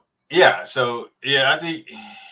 Yeah, I would definitely see if you can try to get an upgrade for Hunter Henry, or see if you can get another back for A-Chain, and see if you can get a pick. You definitely want to get whether it's like a second and third round, you definitely want to try to get a pick. So I'm back on the board. Top player available after I have Puka Nacua, Josh Jacobs, and Jonathan Taylor. Top player available right now, TJ Hawkinson, James Cook, Kenneth Walker, Zay Flowers, Cortland Sutton, and Alvin Kamara, and Chuba Hubbard. You know what? I'm surprised. My boy Joe Mixon is being criminally underrated right now. I can't believe he's behind Chuba Hubbard. That just makes me so sad. Yeah, he had a pretty good season last year. Boy, if I skip receiver again, it's going to be slim pickings, but there's just so many. I feel like you can get a lot of value with the receivers late. I'm going to go ahead. I'm going to take. Wow. I want either Kamara or Mixon. It's just the problem is deciding. Kamara's not that. Kamara's not the same guy he used to be. He's not that. He's not that guy who can take a screen to the house like he used to. He's gonna still give you fits, but I just don't see him as that guy like he used to be. I used to hate playing the Saints, and he was the number one reason why. Now, I don't care. I don't care about Alvin Kamara no more. And again, if I don't take a receiver, by the time it gets back to me, I'm not gonna like what I. Well, God, we'll see. You know what? I'm gonna go ahead. You got two backs already. Because of the receiving, new head coach Kellen Moore is going to use the shit out of this guy. I'm going to take Alvin Kamara. Taking Alvin Kamara. I'm going 3 running backs right here. Sticking right in my flex. Damn. Oh, I know where I was going. You wanted him, didn't you? No, hell no. Oh. I kind of well wanted. So Nate, okay, so I should say, after I took Jonathan Taylor the last time around, we had Chase Brown, Marvin Harrison, Garrett Wilson, Christian McCaffrey at the pick 310. Jalen Hurts, 311. That's pretty good value. And then Devontae Adams. How about that? The wily veteran in the 3rd round still, making his way to the LA Rams. 4th round opens up with Jalen Waddle, Cortland Sutton. Oh, sorry, I'm going the wrong way here. 4th round opens up with Jaden Daniels, Mike Evans, Rashee Rice, DJ Moore, Kyron Williams, Chris Olave. Right before I took Alvin Kamara for my 3rd running back, stick him right in my flex. How about that for a flex play? Alvin Kamara. And then James Cook, right before Nate went ahead and took David Montgomery as his first running back, surprising me, before Kenneth Walker, before James Conner and Chuba Hubbard and the other guy. Well, if you take the guy I'm thinking you might take here, then you redeem yourself. But after he took Montgomery, it was Hawkinson, Sutton, Waddle, Kenneth Walker, Hubbard, and James Conner. Nate, what's next? I'm hanging with the running backs, but this is where it gets a bit tricky for me. Okay. You could always go with Andre Yoshivas and do that Cincinnati Bengals stack. That's gonna be for desperation. I'm looking at 2, and I go with this guy because I'm thinking if they do take Shedeur, he's going to be featured a lot in the run game. But I just don't know if they're going to land him. But I'm just going to take him. Okay, my boy. That's speaking of dynasty, Tyrone Tracy. I'm hoping for the best here. No running backs in the first 3 rounds. Yeah, I like it. I like Tyrone Tracy. Like you said, if they take Shador, they're probably gonna They're rely. gonna need Well, him. They're gonna here's the be on thing him. though: Russell Wilson, Jameis Winston. That's right. They do have Russell Wilson. Yeah, so I I can't mean, imagine. But at least I think it's now, gonna be a good fit either way. at least now, as the Tyrone Tracy owner, you know you're gonna have somewhat. Your quarterback's gonna move the ball. Whereas with Mm-hmm. Shador Sanders, you'd be like, Jesus, I hope they can get a first down. I definitely want to touch on that whole situation. Okay. I think, and this is my opinion, I think Shador's gonna fall, and I think he's gonna fall far, like really far. And the reason Like I say that, like to and the 20s, like Kenny Pickett, or even further. I think my thing is, I believe he's going to fall outside of the top 10, maybe 15, 20. Okay. But at that point, most of those teams down there don't need quarterbacks. So if he falls outside of the top 10, he's going to be a second day for sure. Because unless someone trades back into the first round, like the Ravens did to get Lamar, Right. I Remember that draft. and a lot of it is because he's not that guy. He's not a first day guy. I don't believe he's a first day guy. I believe his he's very athletic. Let me get that out of the way. He has the tangibles. His decision making is terrible. Travis Hunter saved him a number of times. I mean, you look at his first year in Colorado, he was fucking awful. He was holding the ball too long. He was forcing his offensive line to block for 5 and 6 seconds, and then he would get his ass whipped, and then everybody would look at the offensive line like it's not their fault. They can only do so much. And even this year, there were times where he would just hold the ball, and you're like yelling at the screen, throw the ball, and he's still holding the ball. So I don't believe he's a second day guy. I don't believe he's a first day guy. And also, I think Deion is going to play a part in him dropping because teams are not going to want to have to deal with him. Like teams are not going to want to have to. Yeah. Teams are not going to want to have to. I saw a video where they were at the pro day and he yelled at one of the fucking scouts. Like, why the fuck would I want to deal with this? Why would I want? So what if we mismanage Shador or Shiloh? We got to deal with Deion coming up to the facility and yelling. Right. Like those are things you have that's going to take into account. Like, is this guy worth that trouble? Because Deion's, you know if something happens or if you mismanage, you're going to hear him in the news, in the media, because they're going to ask him about Shador. You know this. If Shador has a piss poor game, they're going to ask if the Giants take him, or if the Giants take him, he's not going to play. He's not going to play at all that season because he's not going to play over us. Right. So he's if he ends up in Cleveland, man, if he ends up in Cleveland, you taking a risk there. That's a headache you don't want.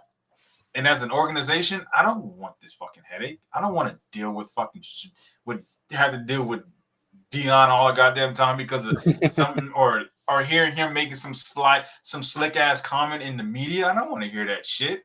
Right. So it's at the end of the day, it's gonna be, is he worth this pick and is he worth the shit that's coming along with it?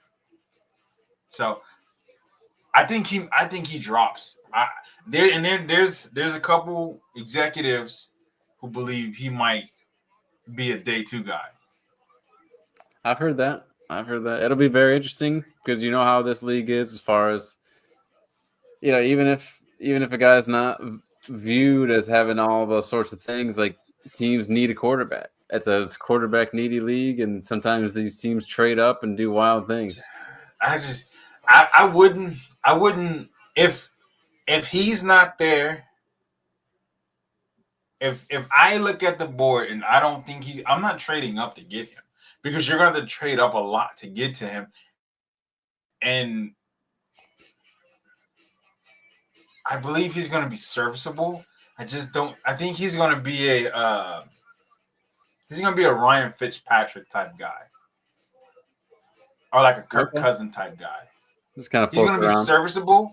He's going to be serviceable. He's going to be manageable, but he's not going to be a Jalen Hurts, Patrick Mahomes, Josh Allen type guy. Because if you take him in the top 5, that's what you're expecting from him. Right. And you didn't see that shit in college. So if you didn't see it in college, there's no light switch he's going to flip on and be like, oh, I can play football now at a high level.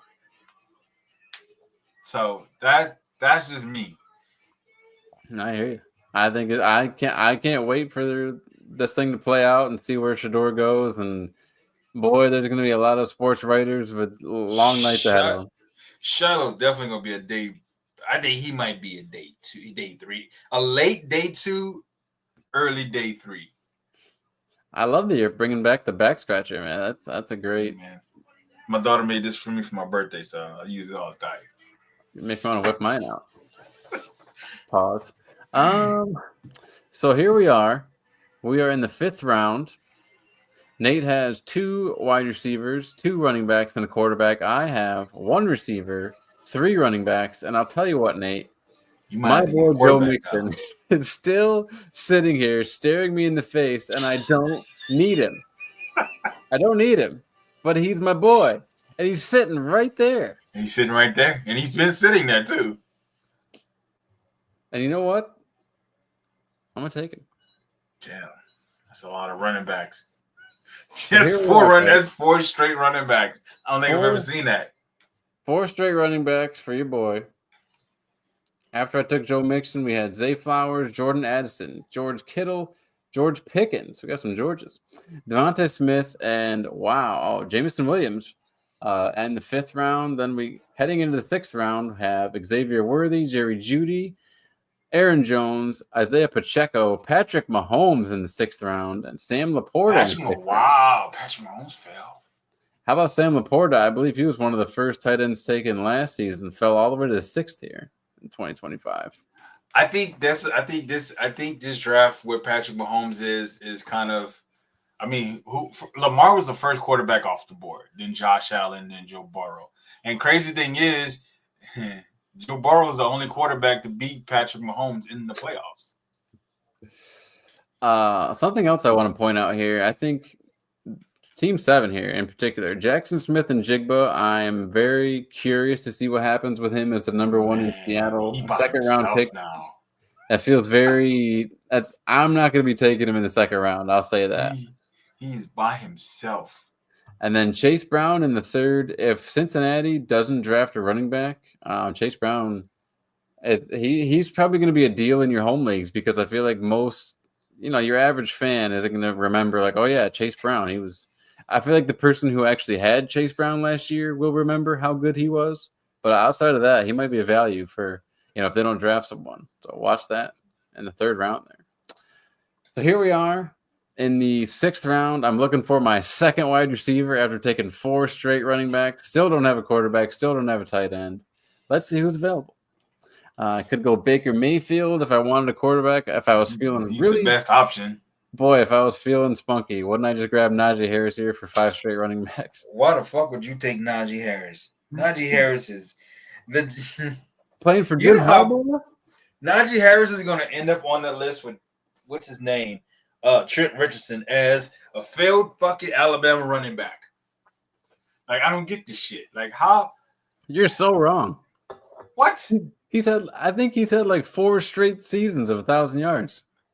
Who? And he had how many touchdowns? Let's see here. How many touchdowns? Let's see here. 2024. Where's the bottom? Career 2024. Yeah, look at this. 4 straight seasons, 1,000 yards. 6, 8, 7, 7. Yeah, but he doesn't show up when you need him to. The guy does nothing, but he's available. He's just straight up available. So if you see that as success, why is he with the Chargers? They picked him up on a 1 year deal. They needed him. That is success. He's going to be on a team that runs the ball a lot. It's clearly they didn't see it, the Steelers, and the Steelers run the ball too. It's clearly they didn't see value in Mr. Harris. Oh, they're just going a different direction. That's all. I'm not trying to hear that shit. They didn't see value in Harris and Mr. Najee, and that's why they let his ass walk. Well, here we are. I think you still got some good receivers available. Brandon Ayuk is still there, and yep, Ayuk, Rome Odunze here, Calvin Ridley, your guy. If I really wanted to get funky with it, Calvin Ridley, I'm not too concerned about him. Michael Pittman. I'm going to go ahead and take a guy who still at this moment is the number one wide receiver for the 49ers. And he's like we just read that thing. He's ahead of schedule in his recovery from the ACL. Brock Purdy's, getting paid and he's going to be happy. And Brandon Ayuk is my second wide receiver here. Baker Mayfield goes off the board next. And I just want to say, too, I think this guy right here, Chris Godwin, and that's a pretty sweet stack that Team 5 just pulled off.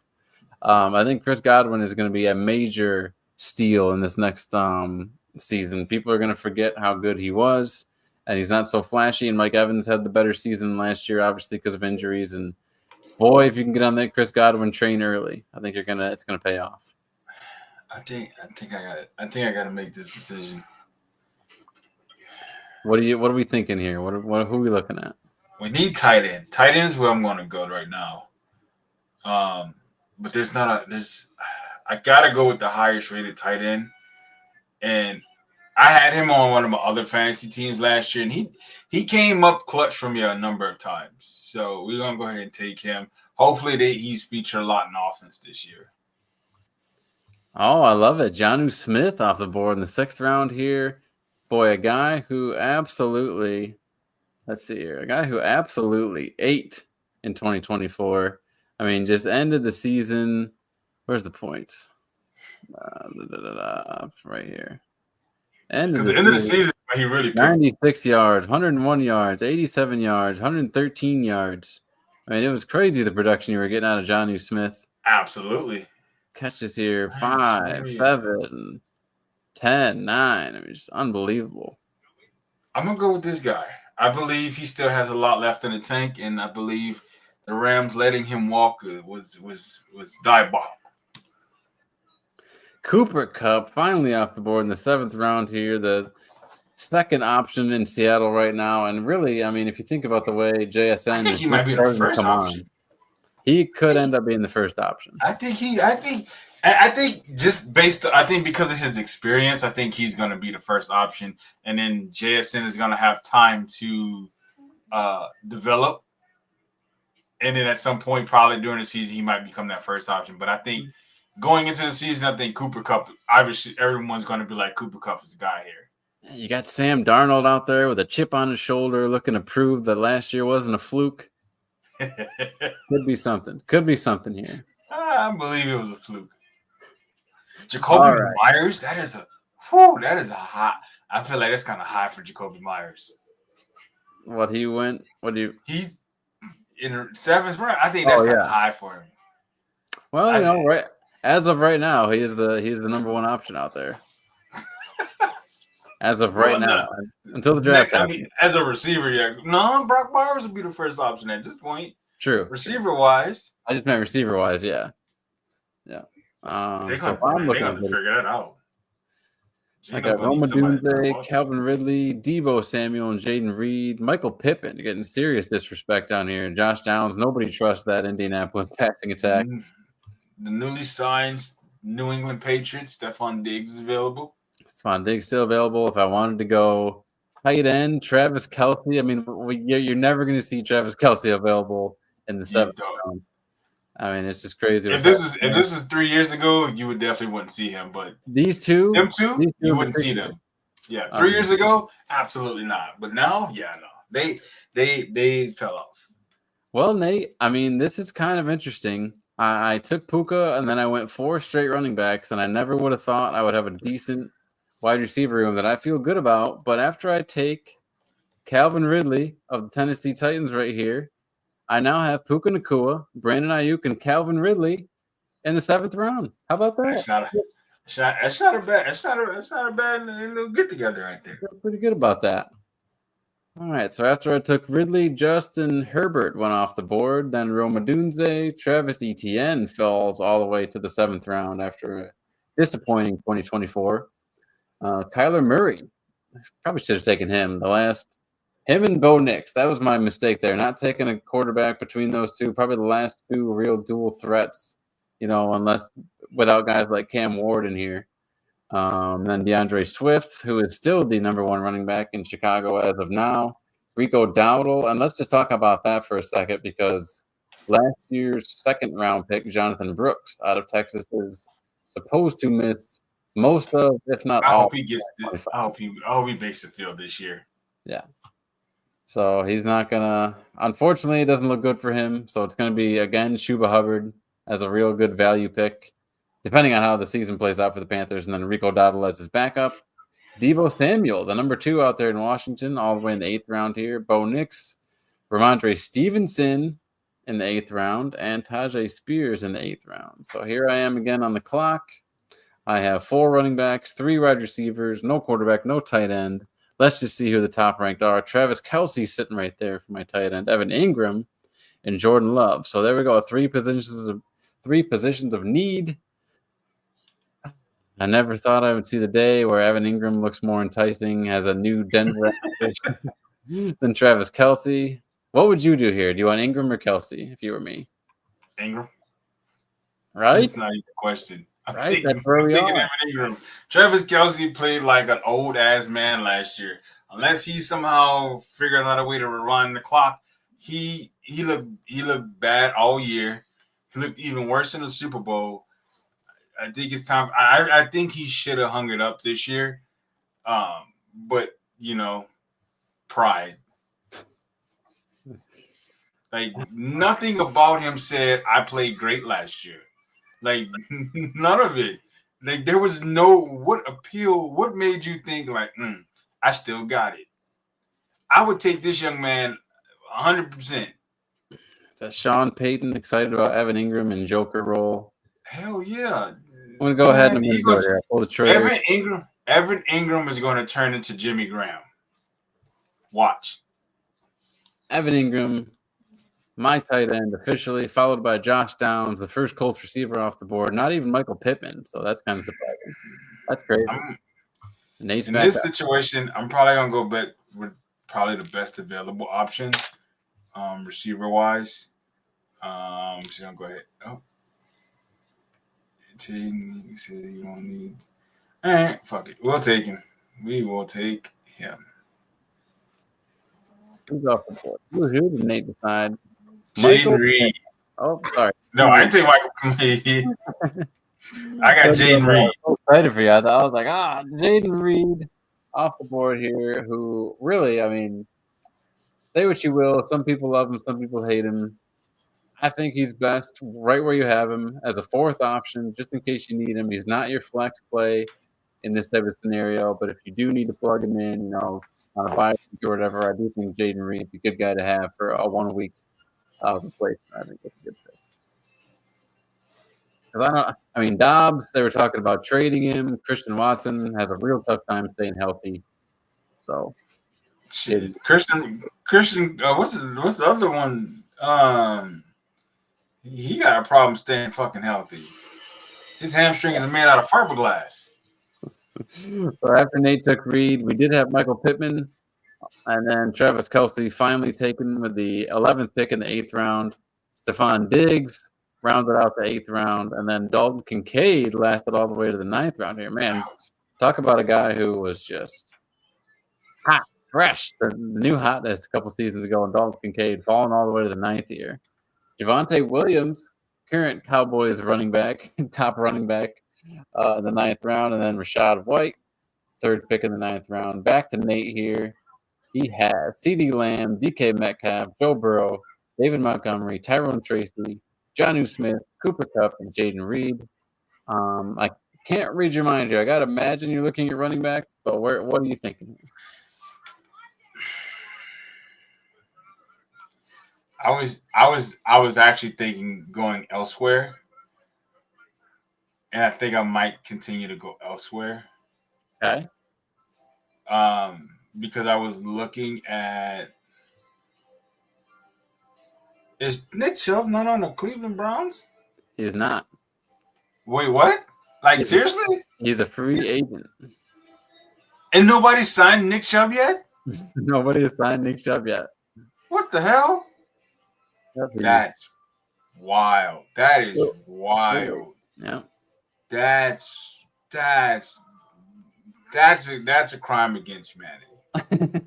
That is a crime. You got your guy Darnell Mooney sitting right here for you. I'm looking at this. If you're looking for Zacchaeus, he's going to be further down. I don't want no goddamn Zacchaeus. And actually, you know what? I'm kind of pissed he won a Super Bowl. Wait, was he? I don't think he was. No, he wasn't on your team this year. No, he didn't win a Super Bowl. He was thank God. He was close. He was an NFC Championship. Oh, yeah, that's right. He played for the Commanders. I'm gonna go ahead and take this. I'm gonna go ahead and take this option. All right, who did we go with, Nate? We went with. Yeah, I just went and grabbed another quarterback with Jordan. All right, Love. Went with Jordan Love, backup barrel there. I like it. Nice little insurance. Pretty good. Another guy who could definitely throw for 5,000 yards and 40-plus touchdowns. Tucker Kraft off the board after Love, and now here I am. Still need a quarterback. I've got my 3 receivers and 4 running backs and a tight end. Best quarterback available: Brock Purdy, Caleb Williams, C.J. Stroud. I mean, people are burned to a crisp by C.J. Stroud after last year. He's lasting all the way to the 10th round, 9th round. Dak Prescott, Tua. Stafford's still available. Yes, Dak is still available. I could go with Dak. Thank you. I'm going to go ahead here. Best running backs available. Charbonnet, Bigsby, Jerome Ford. No one that's exciting to me. McMillan, Mooney, Pierce Austin. This is why we're doing this. You got to know who's down here, who's in the depths, who are the storylines. I mean, I don't particularly want McMillan or Mooney, but I do see a guy who is possibly the number 1 option in Buffalo right now, and that is Keon Coleman. No Amari Cooper. You do have Khalil Shakir, so he's not the number 1 option.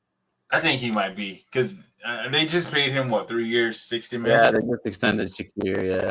Yeah, I think he just brought back for like a veteran presence. I think Keon Coleman is going to be that guy. I'm going to take your guy, Nate. I'm going to take Mooney. That's a good pick, Darnell Mooney. He surprised a lot of people last year. I think he was for sure one of the top steals in free agency last year.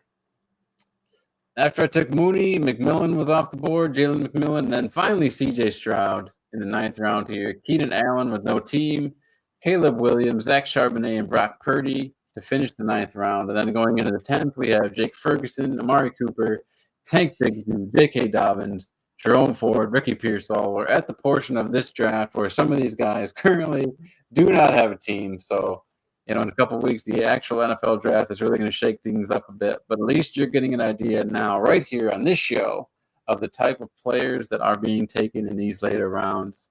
And, getting an idea of who you think's value, who you think's crazy, who shouldn't be here and who should be here. As you can see right here, I feel good about my team going into the, 10th round here, and I took 4 straight running backs. So it's just all about playing around in these mocks and seeing what happens. So I think, Nate, now might be the time, unless someone really catches my eye, to finally get my quarterback. Dallas Goedert, with all the uncertainty here, I think that's why he's lasted this long. You don't know if he's going to get traded, so that's why he's still available. And you got your boy Pitts and Freiermuth, so some good tight ends on the board still.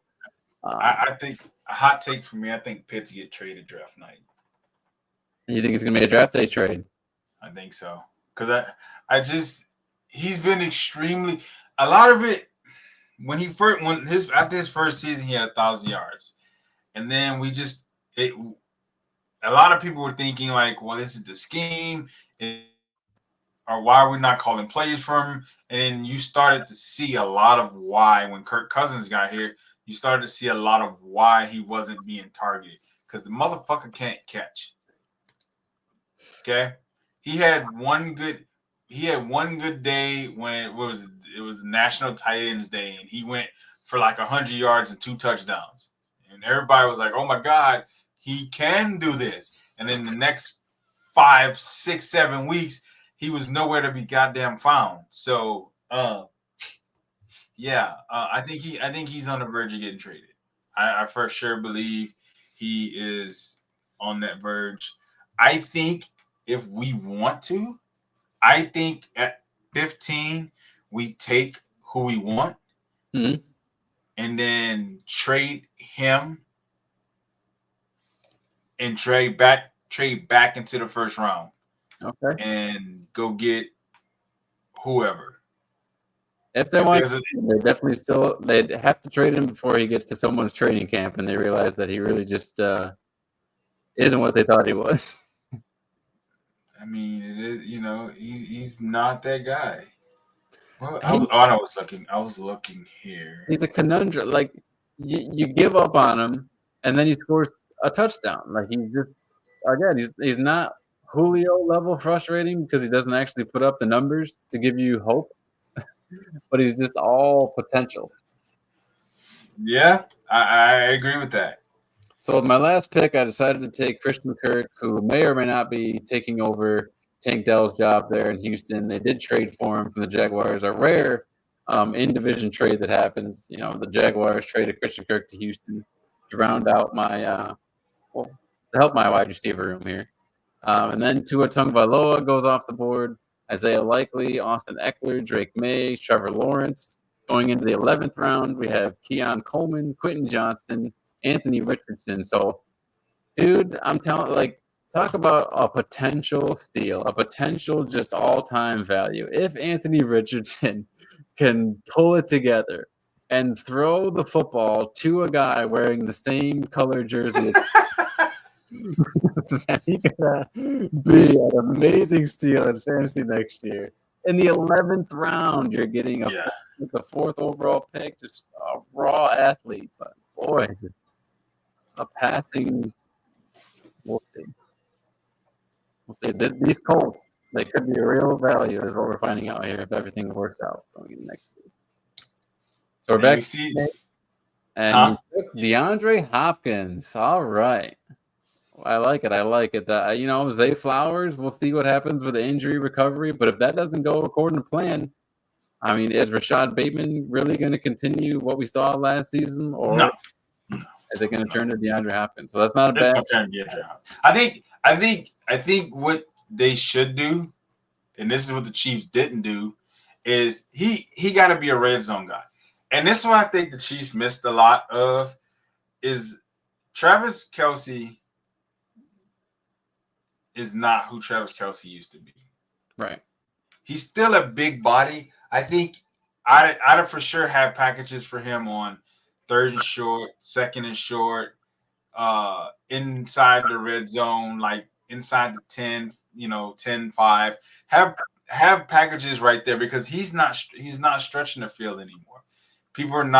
He's not somehow magically leaving defenders and getting wide open. It's not happening anymore. I think at this point I think the Chiefs need to start looking into moving on from him. Yeah. I agree. So let's look at Nate's team real quick here. Well, we'll do that. We're going in last round, so we'll do a review. But quick enough. So still looking for the quarterback, Nate. And I'm not going to mess around here. I'm not going to take the chance that he falls to me. Do you have any idea who I plan on taking here? Matthew Stafford? Because he's the best available option. We've got Dak Prescott. Next to Geno and Sam.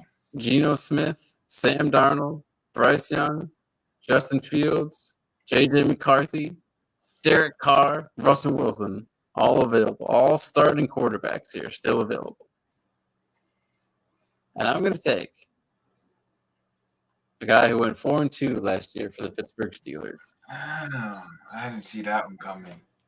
Justin Fields, ladies and gentlemen, after waiting all the way to the 11th round, will be my quarterback in 2025 in this mock draft. Now, why did I do that? Because Justin Fields is an amazing NFL quarterback? No. Because Justin Fields is someone who you can take in the 11th round, and he is still going to be one of the top fantasy scoring quarterbacks week in and week out because he runs the ball. Because he runs the ball. Why did I take him? Because he runs the ball. What do you think about that, Nate? What do you think about Justin Fields over Dak Prescott and Matthew Stafford right there? Do you like it? Do you hate it? I like it. He's a better option at quarterback. He's younger. He still has his legs under him. There are times when Matthew Stafford gets hit, I'm like, he's not getting up. And Dak, we all know Dak. Dak is going to be Dak. So.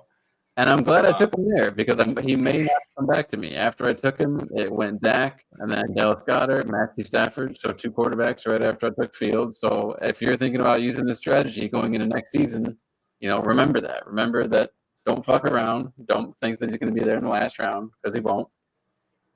And then it went Hollywood Brown, Hunter Henry, Rashid Shaheed. Going to be comeback player of the year, Nate. I can feel it. Tyler Algier, Ray Davis, Romeo Dobbs, Adam Thielen, I think is awesome value here if the Panthers don't draft another wide receiver because I think Adam Thielen is still better than Xavier Leggett right now. There's no value right now. Then Braylon Allen, Kyle Pitts, that's great value if he stays on the Falcons. And then I'm not talking about that. So now that I have my quarterback, I can kind of just do the best player available here, whoever I want to be the flyer. And we've got a few quarterbacks that have ranked the best. So we've got guys like Jalen Wright, Jaleel McLaughlin, Isaac Orendo, Nick Chubb, really just breaking Nate's heart here. Trey Benson. So for Jalen Wright's one guy, maybe, who I would feel good about. Maybe Garendo, if I was. Garendo would probably be someone just because I don't feel good about McCaffrey's health. But boy, in this particular atmosphere, Audric Estime, he might be the guy in Denver. So that'd be someone to consider here. Estime. Who are some wide receivers here? Marvin Mims, the aforementioned Rashad Bateman, Ligat. You know what? I just talked that trash about Ligat, but he's young. He's a first-round draft pick, and damn it, he's going to be on my team. Oh, you picked that one right up. Okay. Jordan Mason off the board for Nate there. Well, you like the Jordan Mason pick. Yeah, I do. I like it because with him and Aaron Jones out there, Aaron Jones is aging. So I think at some point he may be the guy. But I was looking at his bio, and it looks like he might get a lot of red zone touches, like stuff on the goal line. Which that's where what's that running back who he plays for Saints now? He was with Detroit. He had what 15 touchdowns all from the red zone. Yeah. So I mean, hell, I'll take it. And that's just from 14 hours ago, so that's some pretty hot news there. Yeah. So okay. I mean, and that's good. And this is what blows my mind about the Niners. Like you let your because that guy came out of nowhere when Christian McCaffrey went down, and then y'all were just like, you know what? We can't afford none of these people. Let them go. Let them all go. I think that is a spectacular 12th round pick. Especially if Aaron Jones, he's going to get hurt. So yeah, absolutely. So and then he's just going to take over like he did when he was with the Niners. I don't know about you, but I am very happy with the way this worked out. If this is an actual team that I was going to go into the season with, I'd be fairly happy about it. CeeDee Lamb, DK Metcalf, Joe Burrow, just them three alone. It's going to be enough to win you. It's going to be enough to win you week to week.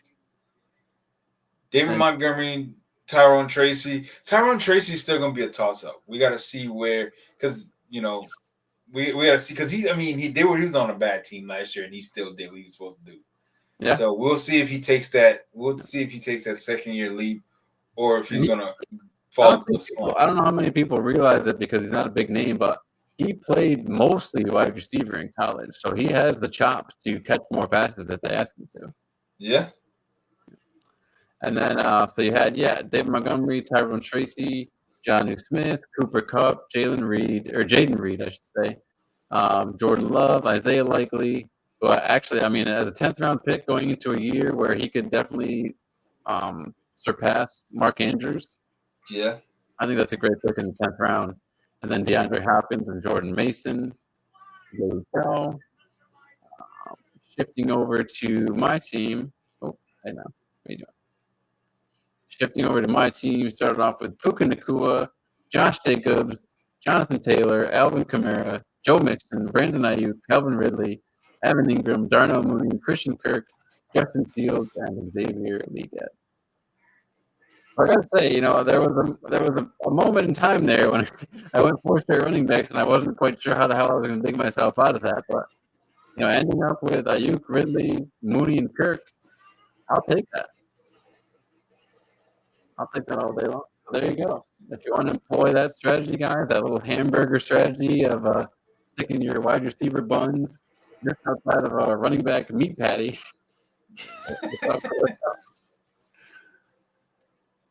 Yeah, I mean, if this is a strategy that I could use, because as of right now, I need to figure out a different strategy, because this is a hypothetical thing here. Any particular picks that you're like, I can't believe that guy went that early, I can't believe that guy went that late? Anthony Richardson going in the 11th surprised you, or not really with the way he's been passing the ball? Nah, Anthony Richardson falling that far down didn't surprise me. Patrick Mahomes did. Patrick Mahomes falling to the 6th round was a bit surprising, just based off past drafts and seeing as, you look at the guys who went before him: Lamar, Josh Allen, Joe Burrow, Jalen Hurts. Hell, even Jaden Daniels went before he did. Yep. So, I think that's just going to be a testament of where Patrick Mahomes is in his career at this point, or just based off how he played last year. And it gives you an idea, too, of the gap. There was a whole round between Daniels and Patrick Mahomes. So yeah, it was an entire round before he even came off the board. Yeah. Outside of that, everything else looks like it kind of fell into place. Obviously, Mark Andrews fall into the 7th round, and Travis Kelce in the 8th is things we wouldn't have saw a couple years ago. Yeah. I still like the idea. I know he's a very frustrating fantasy quarterback, but to get Kyler in the 7th still feels like a great value to me. Kyler, he sometimes he's good, sometimes he's bad. It's a pain in the ass for him. It's a toss up. Look, he had 21 touchdowns and 11 picks last year. Yep. And a lot of those picks were terrible. Let's see, 500 yards rushing, 5 touchdowns. So, his best rushing performance in a couple seasons. 11 touchdowns that second year was crazy. Yeah, I don't know. He's a very frustrated human being. Very frustrating.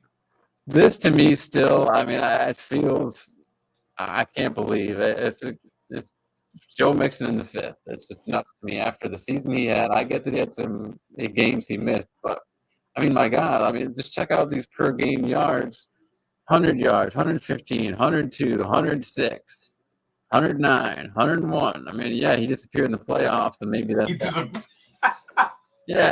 And the problem started. Why people are a little bit burned, but my God, look at that stretch of just 11, 15, 14 fantasy points, 16, 15 fantasy points. My God. Yeah, standard.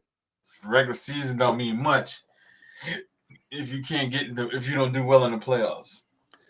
The fantasy footballers are looking for a new writer right now, and not that I have a snowball's chance in hell of getting that job. But I just picked a little sample about how criminally underrated Joe Mixon is right now, and just throw it in there, see what happens. That way, they can read my resume of how I've been working at Kroger for the last 36 years. Yeah, I mean, but outside there, I think everybody felt what they were supposed to. I think so. I think, yeah, pretty much. I mean, you got to again, the draft is gonna shake things up a little bit as far as where these Niners go. Chase Brown, the guy in particular who you could point out, like you said, Jacoby Myers in the 7th. I mean, if they take a wide receiver in the 1st round or the 2nd round, the Raiders, I mean, then he's probably going to go even further down and may even be an even better value because he is a good player. And I don't know that a receiver in this draft class, unless it's Travis Hunter, is going to come in and instantly be better than Jacoby Myers right away. Because I don't believe in Ted McMillan. I don't know if you saw a video of him recently where he's like stuffing his face in the diner. Teteroa McMillan, that receiver from Arizona. Oh yeah. Steve Smith put me onto him, but he also put me off to him. He was like, he leaves a lot on the table. He leaves a lot of plays on the field. He's kind of like half-ass, and like that's never good. That's not what you want on your name going into the draft. No, it's not. All right, man. Well, I'm glad we did this. I think it was fun, and maybe we'll do another one before the actual draft rolls around. Yeah. I definitely, we can definitely do that. But any final thoughts before we get out of here? And Florida Gators winning that championship and draft, or sports news, or just life things you want to get off your chest? The hair looks great, by the way. No, I mean, at this point, the NBA season for me, this is when it really gets serious for me now. NBA seasons, they only have a week left. The playoffs start next week, I think. Everything's in place. The Lakers, I don't know. The Lakers they look good, and I don't like saying that about the Lakers. I don't like saying that, but it's gonna be, I think this is probably one of the better playoffs, especially with OKC. Houston is they're I think they're number 2 in the West right now. So this playoffs is gonna be great. It's gonna be now I may be showing my age here on like not being up to date on who the biggest bust is. Maybe there's an even bigger bust since this bust, but is Zion Williamson officially like the biggest bust since Odom? I mean, he's not a bust. It's obviously we had the injuries. The thing is, when he's healthy, I mean, he was averaging 27, 6, and 5, something like that. Okay, so definitely. So when he's healthy, he obviously hasn't. They shut him down for the rest of the season, but it was only like a week left of the season when they shut him down. So they were just like, we're gonna go ahead and say we can try to get a high draft pick. Because we've lost these. We've lost every game within the last week or so. So I don't think we're gonna see next year. We're gonna see if we can keep the weight control, the hamstring situation. We can see if we can get him to play a full 82, and then go from there. I think at this point, they need to start talking about shortening the season, because 82 games is. I know Jordan and Kobe and all those guys, they did 82, but I think at this point, the way the game is played now, I think it's time for them to go ahead and shorten that season. That's a lot. That's a lot of games. Yeah, it is. I mean, I think they were saying, Cloud watching Carmelo podcast, I think he said 65, 68 is that sweet spot. And I agree. He's like started at Christmas. I believe you start the season on Christmas Day, your shit is gonna blow up. I mean, obviously you're gonna complete with the NFL, but if you start on Christmas Day and then go into you're gonna have prime real estate. That's pretty cool. Well, all right. Well, that's going to do it, folks. Thank you so much for joining us. Hope you guys enjoyed our little mock draft. Gators fans, I mean, chomp the night away. Don't, drink responsibly and all that sort of stuff. And, yeah. Until next time, mostly football fans, we will see you a little bit before the draft. Enjoy. Have a good night.